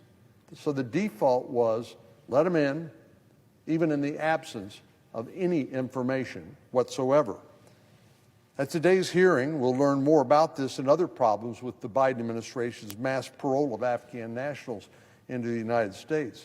And once again, let me just reiterate that tens of thousands, hundreds of thousands, even millions of individuals were admitted into the United States due to President Biden's open border policies using the same claimed discretionary authority, which should be used only on a case-by-case basis. But the Biden administration opened his arms and allowed hundreds of thousands of individuals, indeed more likely a million or more individuals, to come in on a parole program. So the Afghan parole program was simply a subset of the larger policy of the Biden administration to welcome foreign nationals with open arms into our country without us knowing enough about them to know whether they would be a threat to public safety.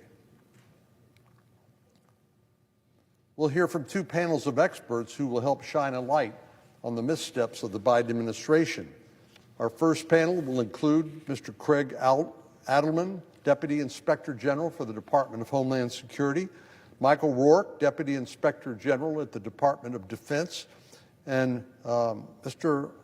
Aaron Baker from the Office of the Inspector General at the Department of State. We have a second panel where we'll hear from researchers and other policy experts who will speak to the nuances of the vetting or the lack of vetting that the Afghan parolees underwent. While it's important to treat our friends and allies with proper consideration, assuming that they are not a threat to the American people, if we want cooperation of other foreign nationals in the future in some of our conflicts, the bottom line is the non-negotiable demand has to be the American people being able to sleep safe at night, knowing they are safe from criminal aliens and terrorist sympathizers. That's the non-negotiable bottom line. They deserve to know, we all deserve to know, what actions the Biden administration took or did not take that risked their safety. At this afternoon's hearing, we'll give the American people the answers, or at least begin to give them the answers that they and we deserve.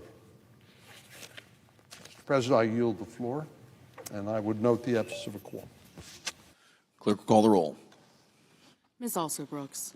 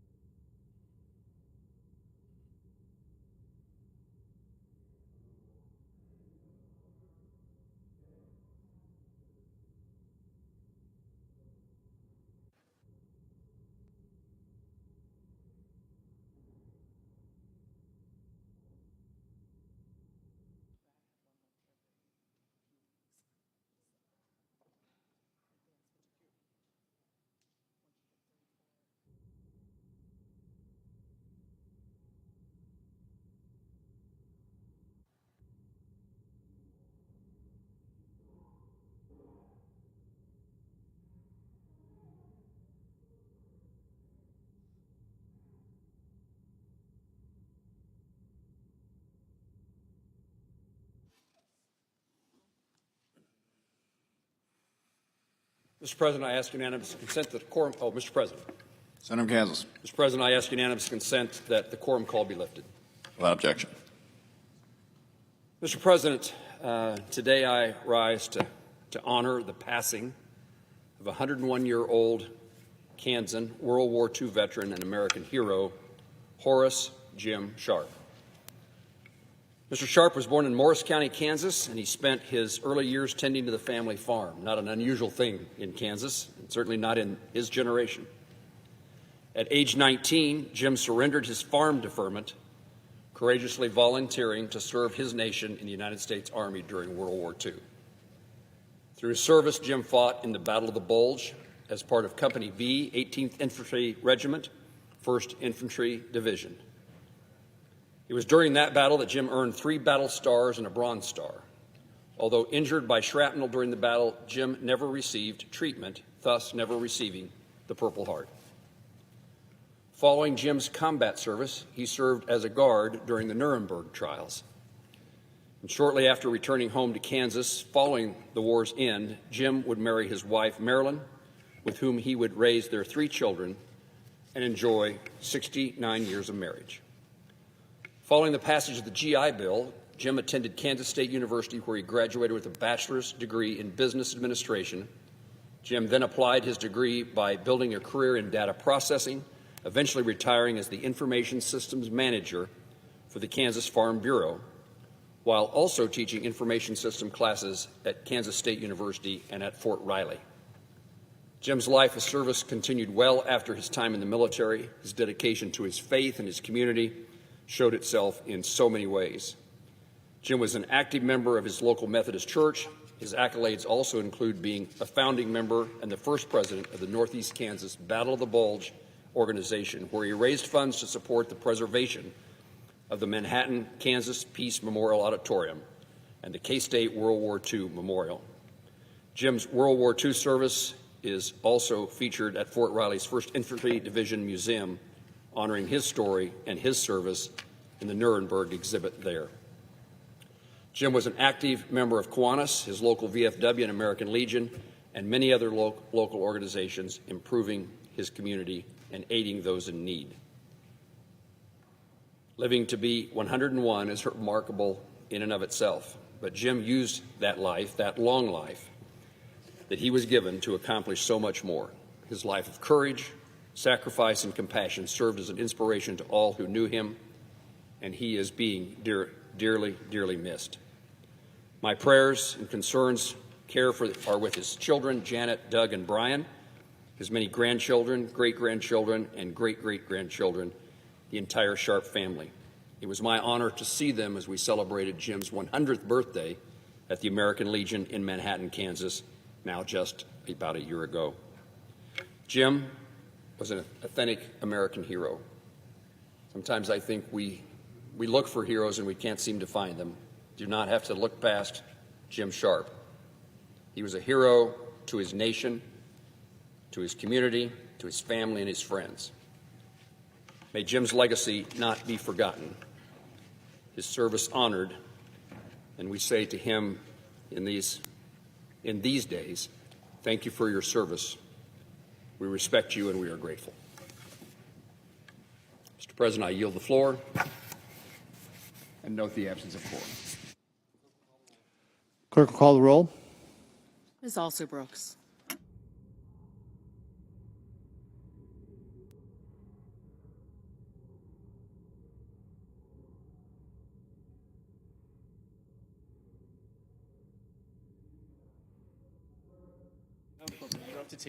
Senator from Kansas. I ask unanimous consent the quorum call be lifted. Without objection. Mr. President, I have 5 requests for committees to meet during today's session of the Senate. They have the approval of the majority and the minority leaders. Duly noted. I yield the floor.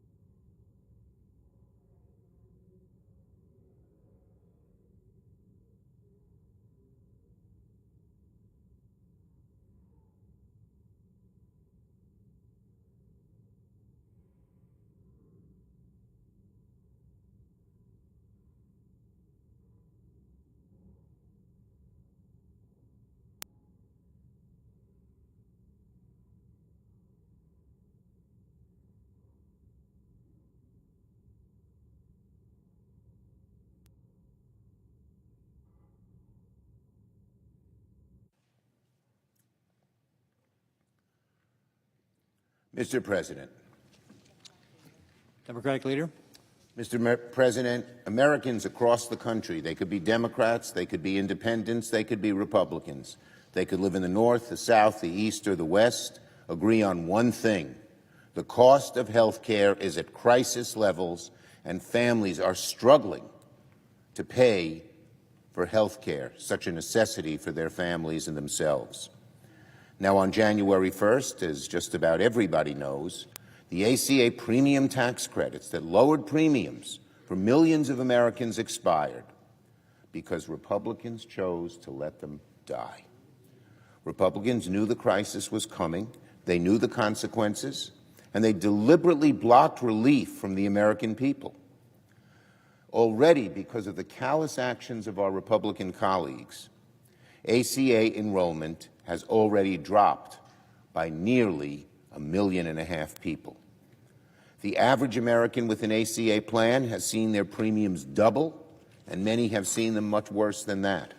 It's outrageous, it's wrong, and Republicans know it. There's a demand from one end of the country to the other to undo the crisis by there's a very simple way to do it. All Republicans have to do is join Democrats in voting for legislation that expands the credits by 3 years. It'll be done. Pass the House. But mark my words, if Republicans don't do it, America will know, and the political price they pay will be severe. And so to rectify this injustice, to rectify the fact that families are deciding whether they even have health care or not, or to cut back on something else very important to pay for the increased costs of health care, families are deciding that right now, every night.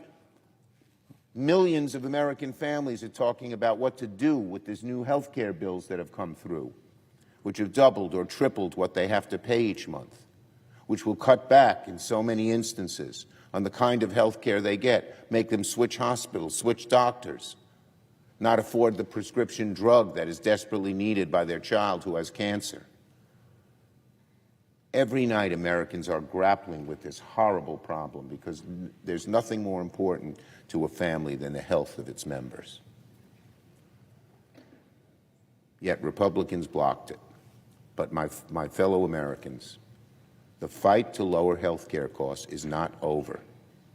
Today, I bring to the floor a very simple request, that when this chamber received the bipartisan legislation that passed the House last week, providing a simple 3-year reinstatement of the ACA premium tax credits, that it be immediately agreed to in the Senate. The Republican leader of the Senate could put this on the floor and it would pass in the blink of an eye. Most Republicans would vote for it because they know how much the public wants to renew these credits.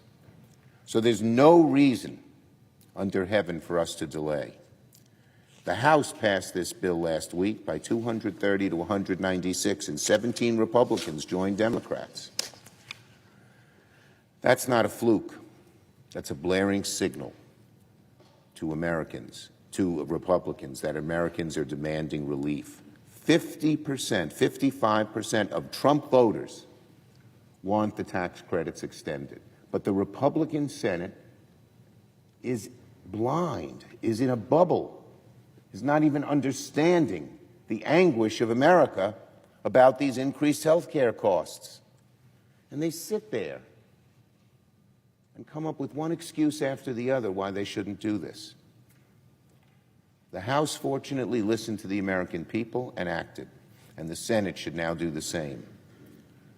Leader Thune knows that people back home are suffering. He knows that he can fix the problem by just putting the bill on the floor, because it will pass. There's a lot to discuss and debate when it comes to fixing our health care system. But right now there's an immediate concern. Premiums are spiking across the country. So the most immediate thing we can do to lower health care costs for the American people is pass a clean restoration of these credits. We offered the Republican the chance during the so-called big beautiful bill. They rejected it 3 times unanimously. But they went home over the summer and the fall and now into the winter, and they hear their constituents clamoring for relief.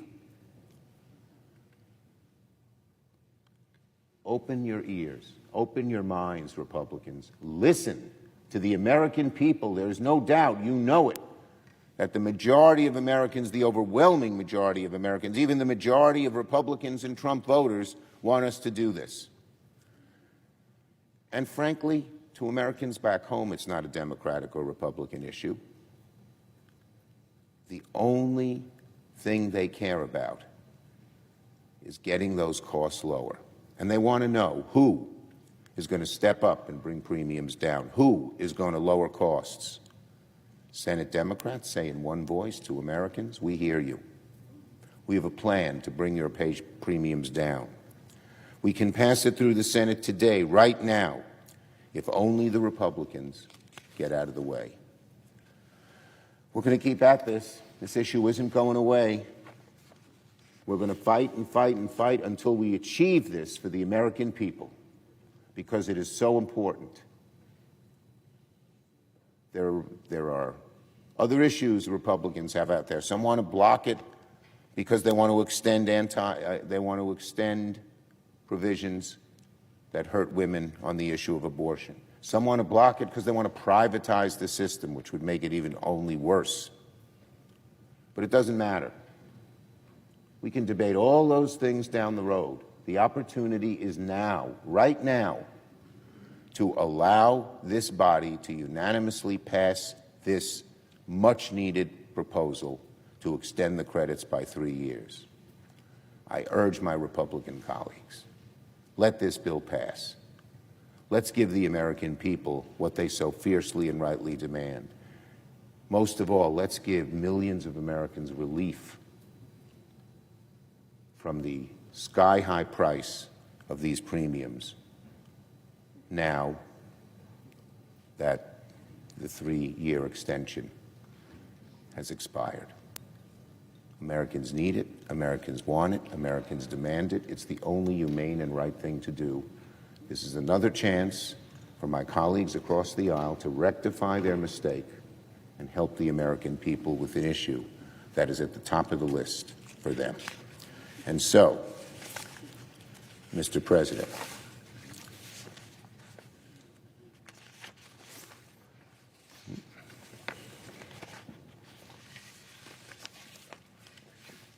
thank you.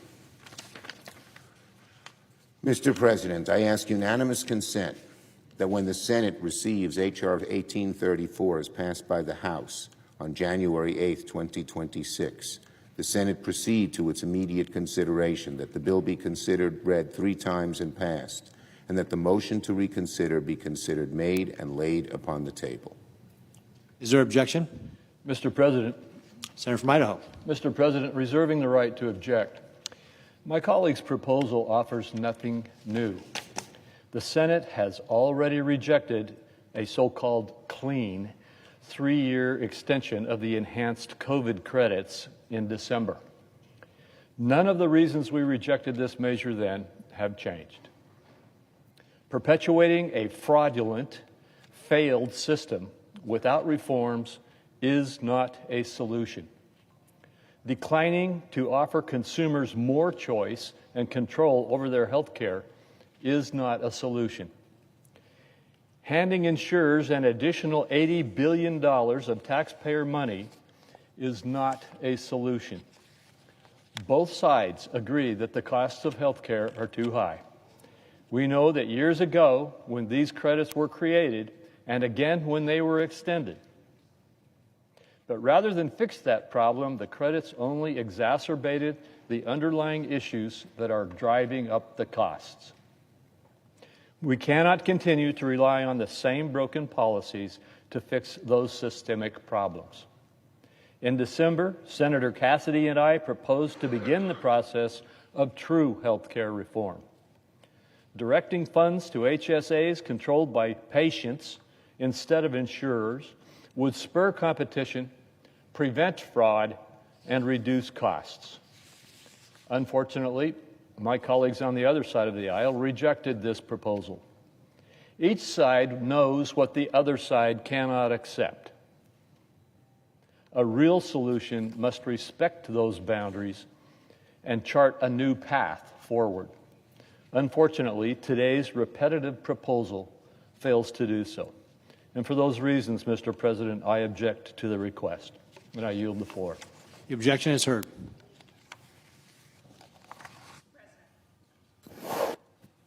Senator from New Hampshire. Thank you, Mr. President. I come to the floor today to join Leader Schumer and others in requesting that this body address the health care disaster that's facing millions of American families. It's a disaster, sadly, that we've seen coming for more than a year.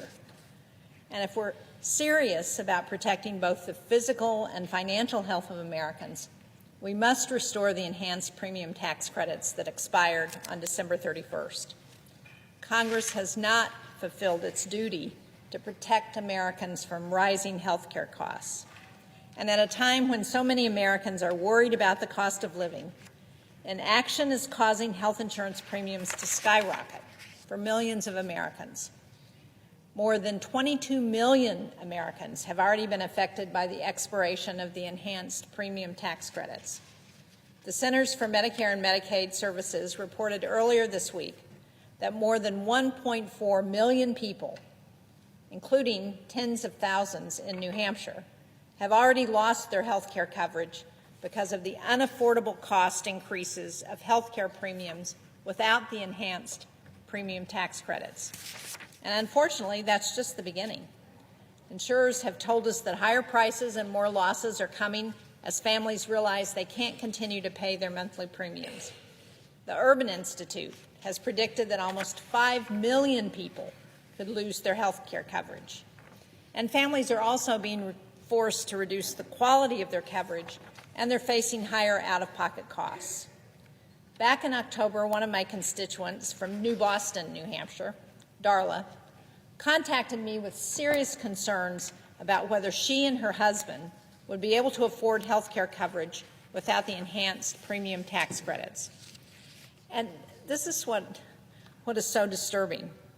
Last month, she reported that her family's monthly premium would go from $100 a month to $1,200 a month, so more than $15,000 a year. She and her husband can't afford that kind of an increase. They're in their 50s, so they can't afford to go without health care coverage. If we fail to act, we have failed Darla's family and millions of other Americans. And the crisis was avoidable. We knew that this would happen if the enhanced premium tax credits expired. 1 year ago, on January 9th, I introduced the Health Care Affordability Act, which would have made the enhanced premium tax credits permanent. There are 44 Democratic co-sponsors on my bill. And last week, we saw the House passed an extension with strong bipartisan support. And I applaud all those members of the House who supported that 3-year extension and who worked hard to make it bipartisan.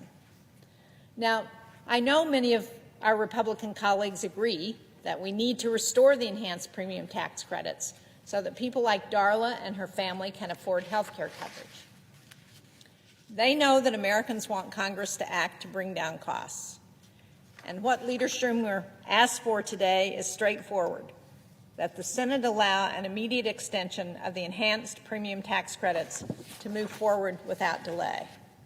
Now, I'm not surprised at the objection because we saw what the vote was back in December on extending the premium tax credits in this body.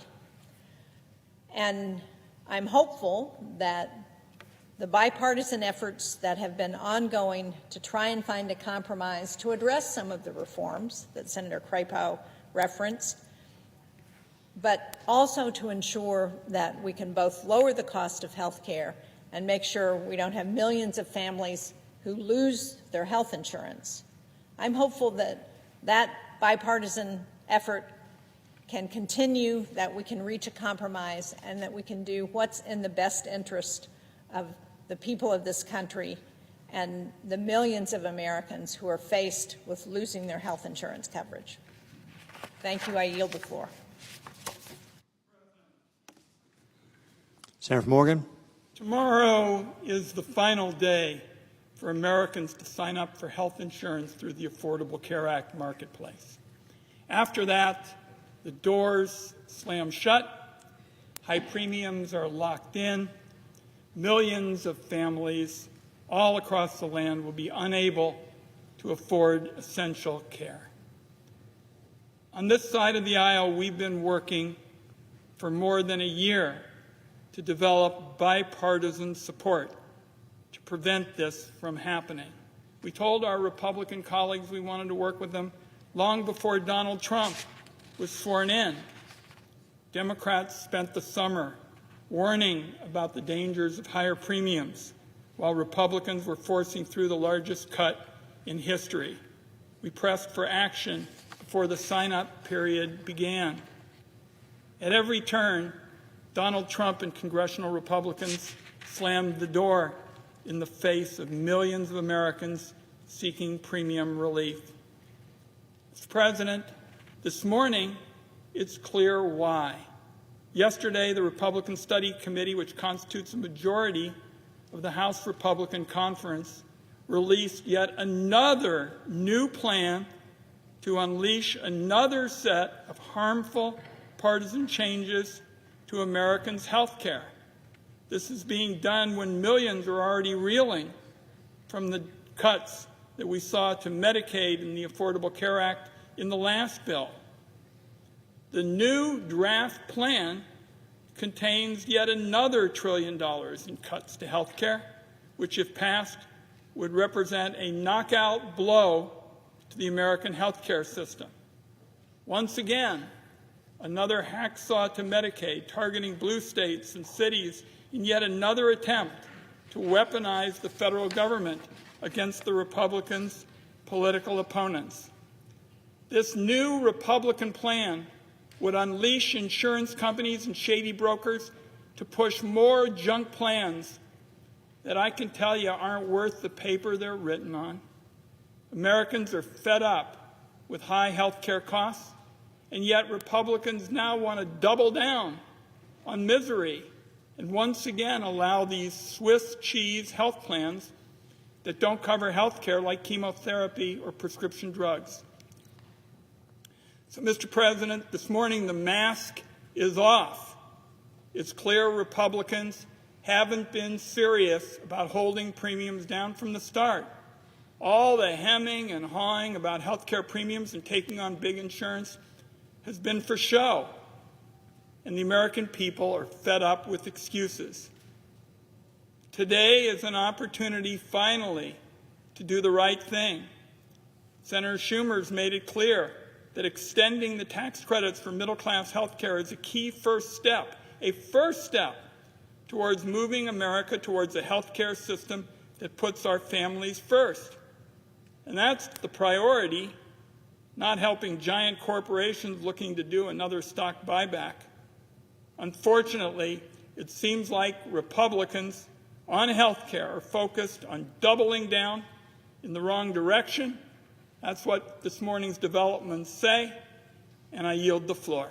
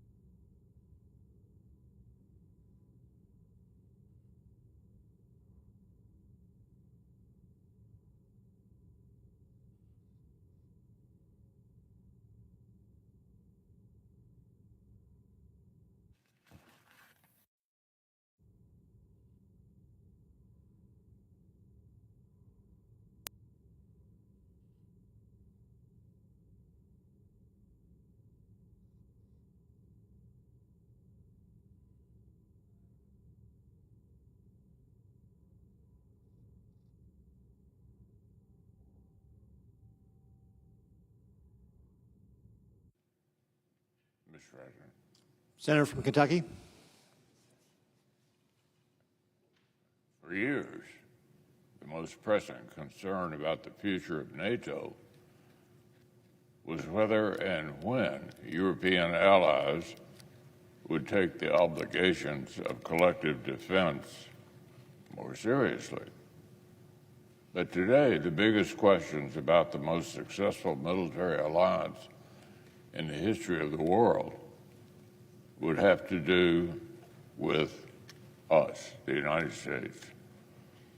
Whether America still recognizes our interests as an anchor of transatlantic security, an arsenal of democracy, and a global leader, not just a regional power. I need to make a number of points here. And it'd be useful to talk a little bit about history. The Second World War claimed tens of millions of lives, displaced tens of millions more, and left the old world crippled by food shortages and hyperinflation. After defeating Hitler's genocidal bid for world domination, America's leaders understood that our interests and those of our European allies were linked, whether we liked it or not.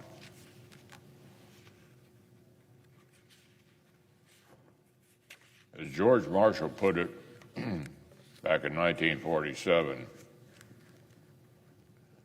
the United States should do whatever it is able to do to assist in the return to normal economic health in the world, without which there can be no political stability and no assured peace. America, security and stability depended on European security and stability, not least because conflict with Nazi Germany was succeeded immediately by the threat of conflict with the Soviet Union. Millions in Eastern Europe had gone from living under Nazi tyranny to living under Soviet deterrency. And the American people understood the stakes. Back in 1947, more than 3/4 of Americans rejected the idea that the Soviet Union was merely building its defenses against future attack. Instead, they reported they thought Russia was bent on conquest. In 1948, 2/3 of Americans said America and Western European friends should join together for a mutual defense pact. By 1949, with the North Atlantic Treaty in the works, the question actually got more specific. Would the American people support, quote, a promise of mutual aid from all members of the alliance if any single member nation is attacked? If any single member is attacked. That was a higher bar. The commitment that would become Article 5. And yet, an even bigger majority of respondents again said yes. Of course, there was still controversy and opposition. There were still isolations ignoring the lessons of the decade. But after years of neglect and for the national defense, after the folly of appeasement and the failure of deterrence, after pouring the equivalent of 37% of the American GDP into the arsenal of democracy and burying 400,000 Americans. The American people still knew the cost of war, and they knew they'd rather preserve the peace.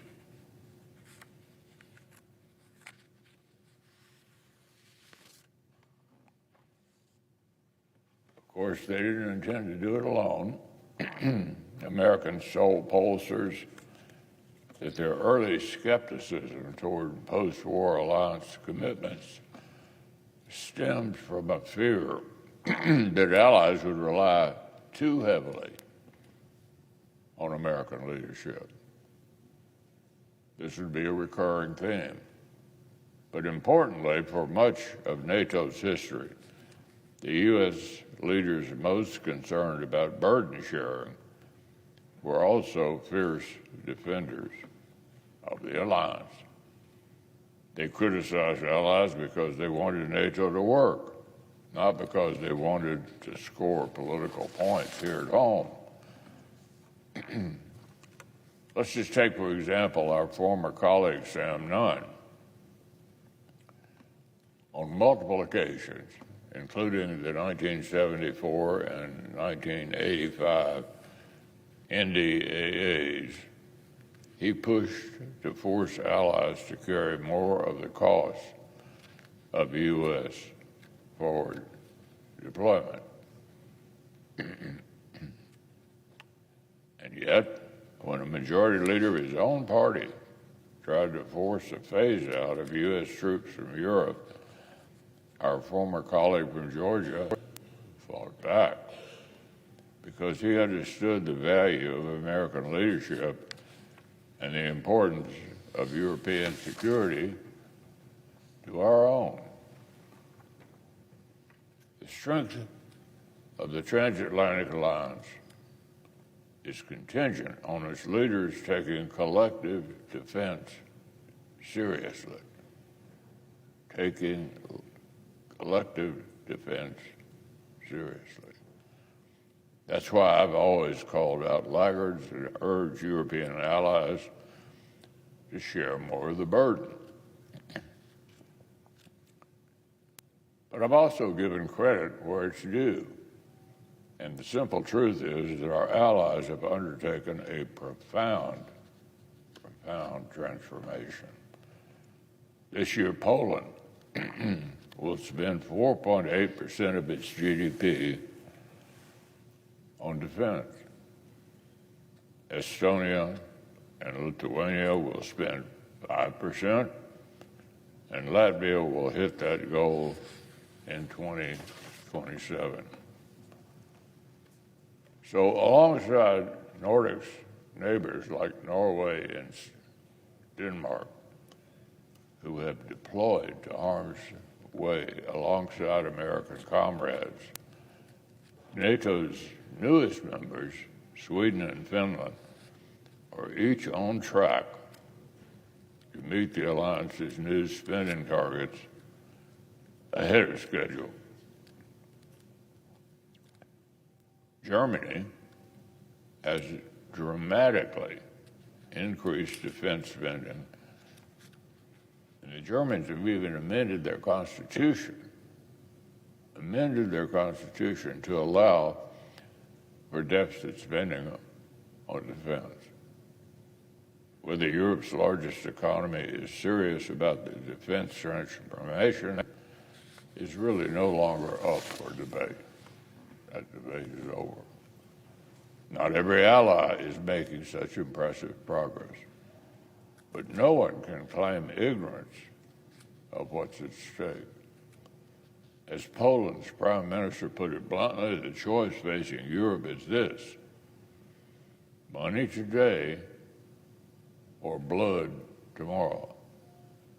Money today or blood tomorrow. Perhaps that's why, in addition to investing heavily in their own defenses, European allies are continuing to dwarf America's assistance to Ukraine by a factor of 10 to 1. Let me repeat that. European allies are continuing to dwarf America's assistance to Ukraine by a factor of 10 to 1. Our allies' long holiday from history is over. That's good news, and it must continue. Well, what about us, the Americans? European allies continue to grow their defense budgets, but ours has stayed flat across successive administrations. We're the ones leaving capacity unused and political will untapped. We're talking, not doing. Talking, but not doing. The President was right to call for a major increase in defense spending. But the annual defense budget request from OMB this year doesn't even keep up with inflation. The fiscal year 26 top line won't come close to covering growing costs and requirements, like the multi-year munitions contracts the Department of Defense rightly wants to actually sign. We should keep the cost and value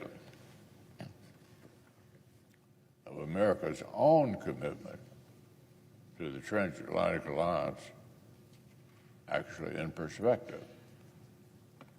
Take the year 1982, right in the thick of the Reagan buildup that won the Cold War. In fiscal 82, sustaining U.S. military operations in Europe accounted for less than 6.5% of the defense outlays. Now remember, winning World War II meant surging defense spending to 37% of our GDP. But at the climax of the Cold War, when we were spending only 6%, sustaining a deterrent military presence in Russia's backyard took less than 6.5% of our annual defense budget. Now, Mr. President, that sounds a lot less like an entangling alliance than a smart investment in preventing catastrophic war. Well, what did the American people say? How did they feel about that? In 1989, with the Soviets on the ropes, 75% said that NATO ought to be maintained beyond victory. Maintained beyond victory. 30 years later, in 2019, an even greater majority gave the very same response. Even before Putin's escalation in Ukraine, what about now? With Russia waging a war of conquest and China, Iran, and North Korea pitching in to help them, has NATO outlived its useful life? Is the notion of U.S. interest in Europe just a relic from the Cold War? Or to paraphrase some of Moscow's most useful idiots, has NATO's existence and growth provoked Putin's aggression? Let's get a few things straight. For decades, America and our allies bent over backwards to welcome Russian participation at NATO, including through the Partnership of Peace program, and to integrate Russia into the global economy.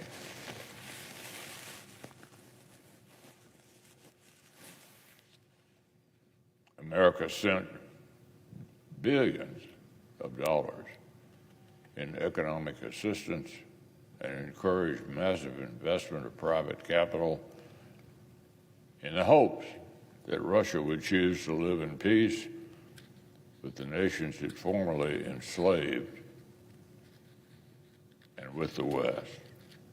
In other words, the invitation was open. Join us. Be a part of what we're doing. Putin has repeatedly rejected such peaceful coexistence. Instead, what he's done, he's chosen bloody neo-Soviet empire building instead. To the extent that NATO has grown, it's been in response to Russian aggression. If Putin is looking for someone to blame for Sweden and Finland's accession to the alliance, he could simply look in the mirror. His own brutality has validated the decisions of Soviet nations to join NATO and align with the West. As for the utility of the alliance for our interests, America's adversaries are choosing to work together. Responding by going it alone would be a strategic malpractice. Courting Russia and its GDP of $2.5 trillion at the expense of long-standing bonds with Europe and its GDP of, listen to this, $27 trillion. Europe collectively has a GDP of $27 trillion. The Russians, only 2.5. That doesn't even align with the U.S. economic interests, let alone our values. Last year, Europe invested $3.5 trillion directly in the United States. Here. In recent years, 2/3 of our European allies' growing investments in foreign military technologies have been in American-made systems. Together, we make up nearly half of the global economy. Europe plus America makes up about half of the global economy. If we're serious about global competition with China, these are relationships worth tending. These are allies we ought to be working with, not against. Which brings me to the matter of Greenland. The President is right that Arctic security is a central concern in our strategic competition with major adversaries. And he'll find similar interest in Arctic security among allies like Denmark, which is investing billions of dollars in its own capabilities in the region. America's recognition of Denmark's political and economic interest in Greenland dates all the way back to World War I. The Danes have been close partners in the Arctic since World War II. And brave Danish soldiers fought and died in America's wars in both Afghanistan and Iraq. There's no ambiguity here. No ambiguity. Close ties with our northernmost allies are what make America's extensive reach in the Arctic actually possible. And I've yet to hear from this administration a single thing we need from Greenland that the sovereign people is not ready and willing to grant us. Unless and until the President can demonstrate otherwise, then the proposition at hand today is pretty straightforward. Incinerating the hard-won trust of loyal allies in exchange for no meaningful change across to the Arctic.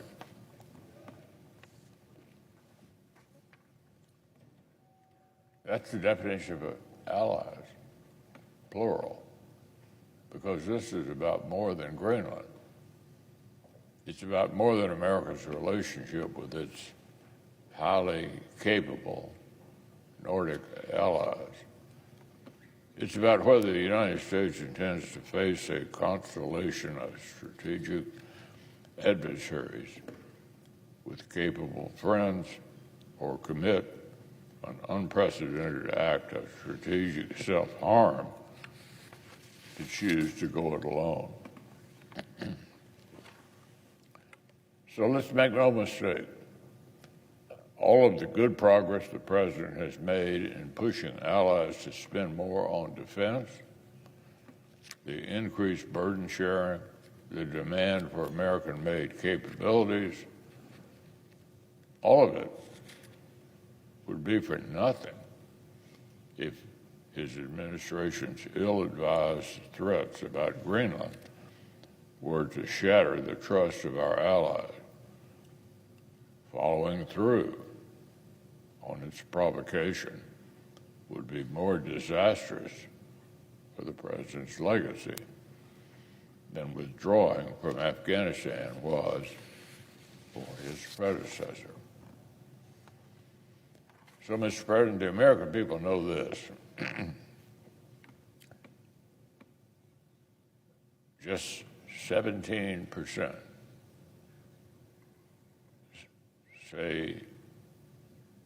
think trying to take control of Greenland is a good idea. Only 17% think us taking Greenland is a good idea. Instead, they understand intuitively that strong alliances make America more secure. More secure. The Reagan National Defense Survey conducted late last year found that 68% of Americans hold a favorable view of the transatlantic alliance. 68%. And 76% support Article 5 and the U.S. military response in the event of attack on a NATO ally. In just 6 months, that measure grew by 5%. And here's the most interesting finding.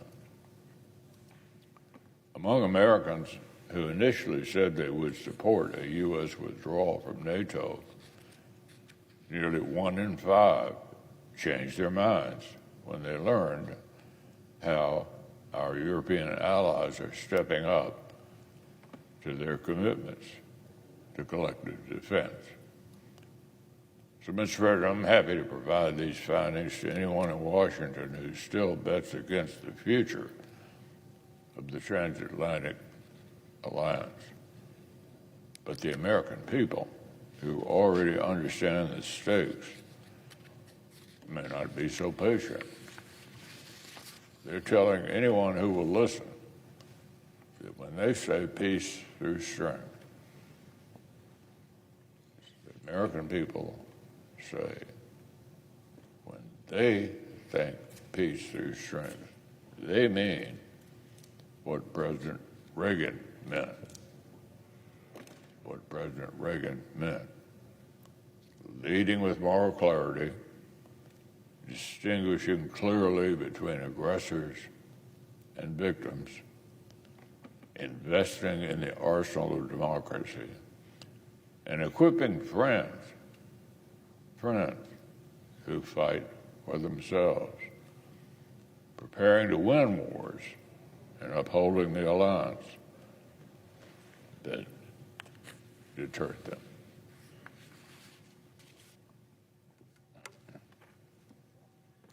I yield the floor. Mr. President.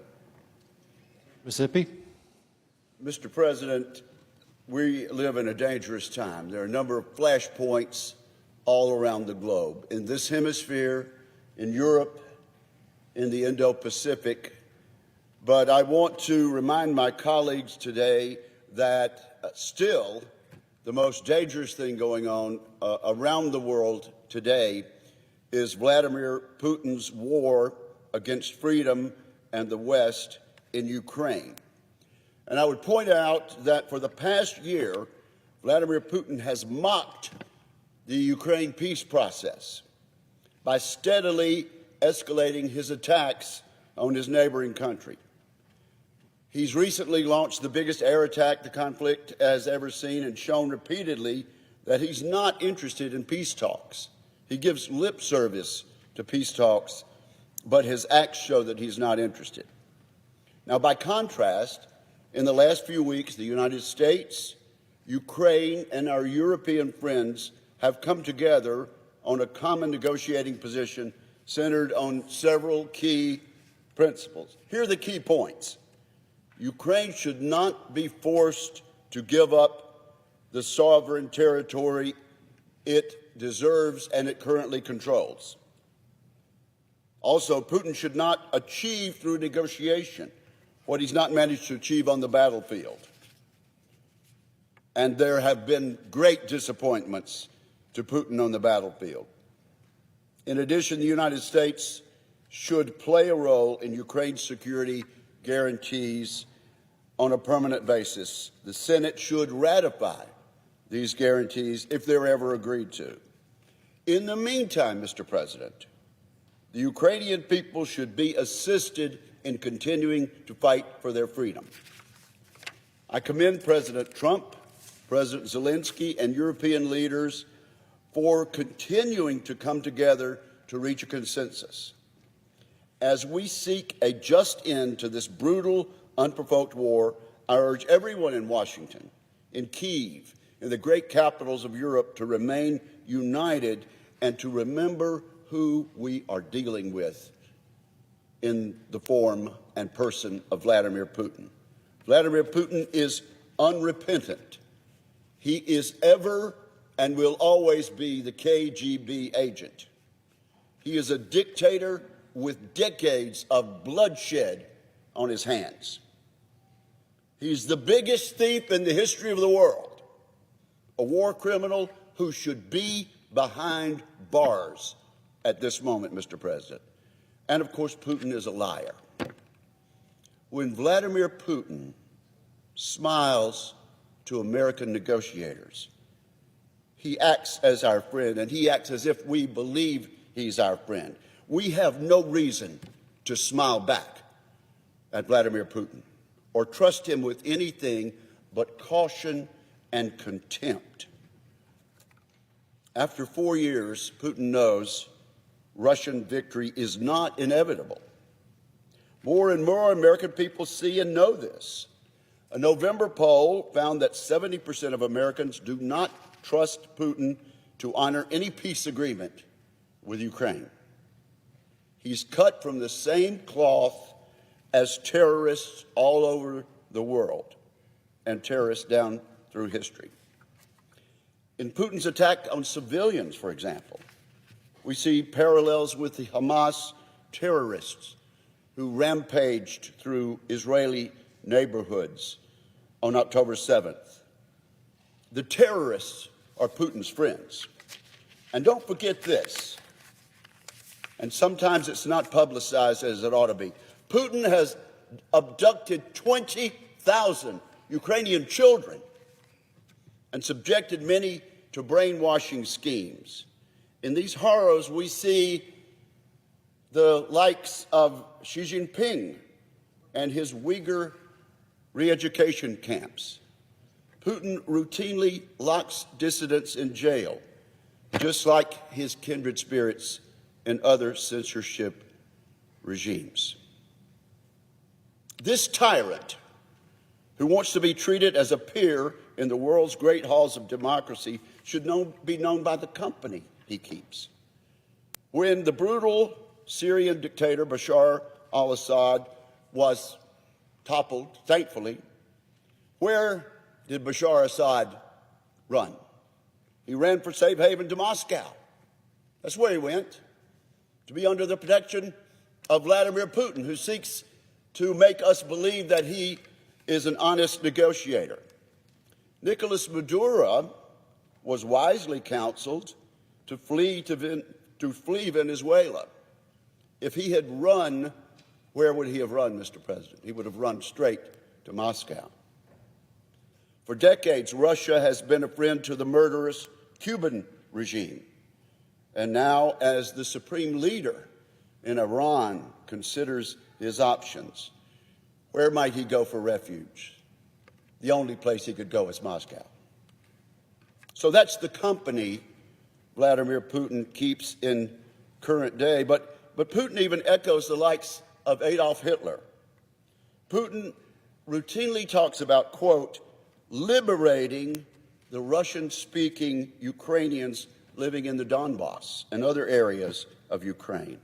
This is the same vile, absurd pretext that Adolf Hitler used when he invaded the German-speaking regions of neighboring countries in Europe, including Poland. That's who Vladimir Putin is. Regrettably, the people of Russia are led brutally by Putin, this world historical villain. Ukrainians will continue fighting against his unprovoked attacks, but not because they hate peace. The Ukrainians will continue to fight because their alternative is the extinction of their country. The West needs to stand with them. We need to stand with Ukraine. And we must keep assisting our friends. We need to send a clear message that Putin cannot wait us out. In December, I'm grateful to say to my colleagues that Congress overwhelmingly passed and President Donald Trump enthusiastically signed the National Defense Authorization Act.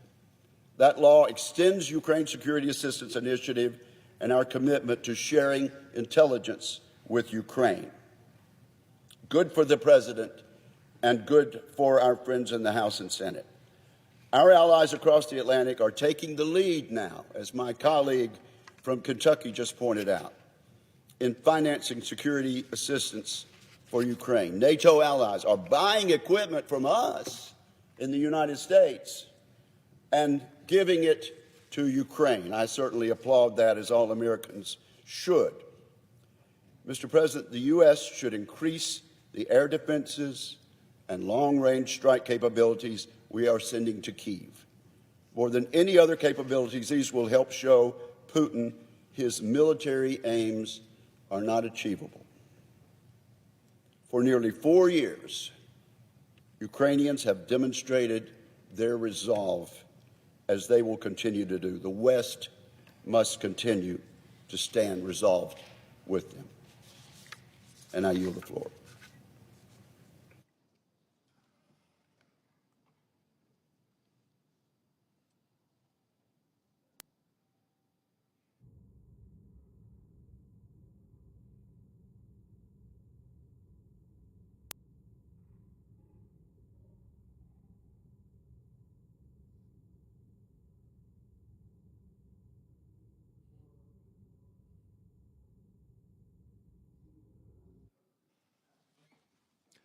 Clerk will call the roll. Ms. Alsobrooks.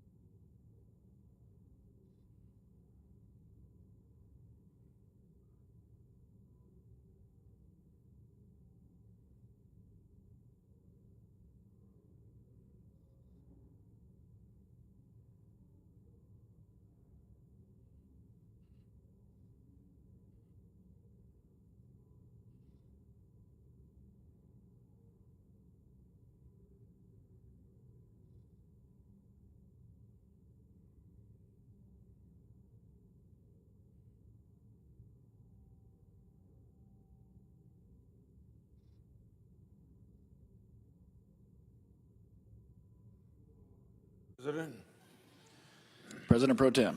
I ask that the calling quorum be suspended. Without objection. Mr. President, many times under both Republican or Democrats, I've come to the Senate floor to raise concerns and warnings about how immigrant children, called unaccompanied children, are handled by Republican and Democrat departments of Health and Human Services, which, when immigration people don't have the capabilities or probably the legal right to determine where unaccompanied children should be handled, they're turned over to a division in the Department of Health and Human Services to do it. And in recent 4 or 5 years, we've had lots of cases where the lives of these children isn't protected because the Department of Health and Human Services isn't properly vetting the adults that these children are placed with. So once again, I'm here to give you some updates on my concern about that and an update today on investigations that I've followed up on. As we start a new congressional session, I'm here to discuss, as I've just said, an oversight topic of significant importance. For over a decade, I've investigated the government's mismanagement of migrant children and related matters. My work covers both Republican and Democrat administrations. During the Biden administration, the vetting process to safeguard these children barely existed, putting them in harm's way. Today, I'm making public records obtained from the Trump Department of Health and Human Services, which illustrates the dire consequences of a weak Biden administration vetting policies. These records show terrible cases of fraud and exploitation involving vulnerable children. And the public needs to know that this is probably just the tip of the iceberg. So I give you 3 examples. One sponsor allegedly applied to take in 2 migrant children as their father. And as I'll show you today, I have 2 other examples of a person pretending to be a father that was not a father. Later, this first father I'm telling you about allegedly assaulted these brothers on a regular basis. He reportedly didn't allow the brothers to contact their mother, and he didn't enroll them in school.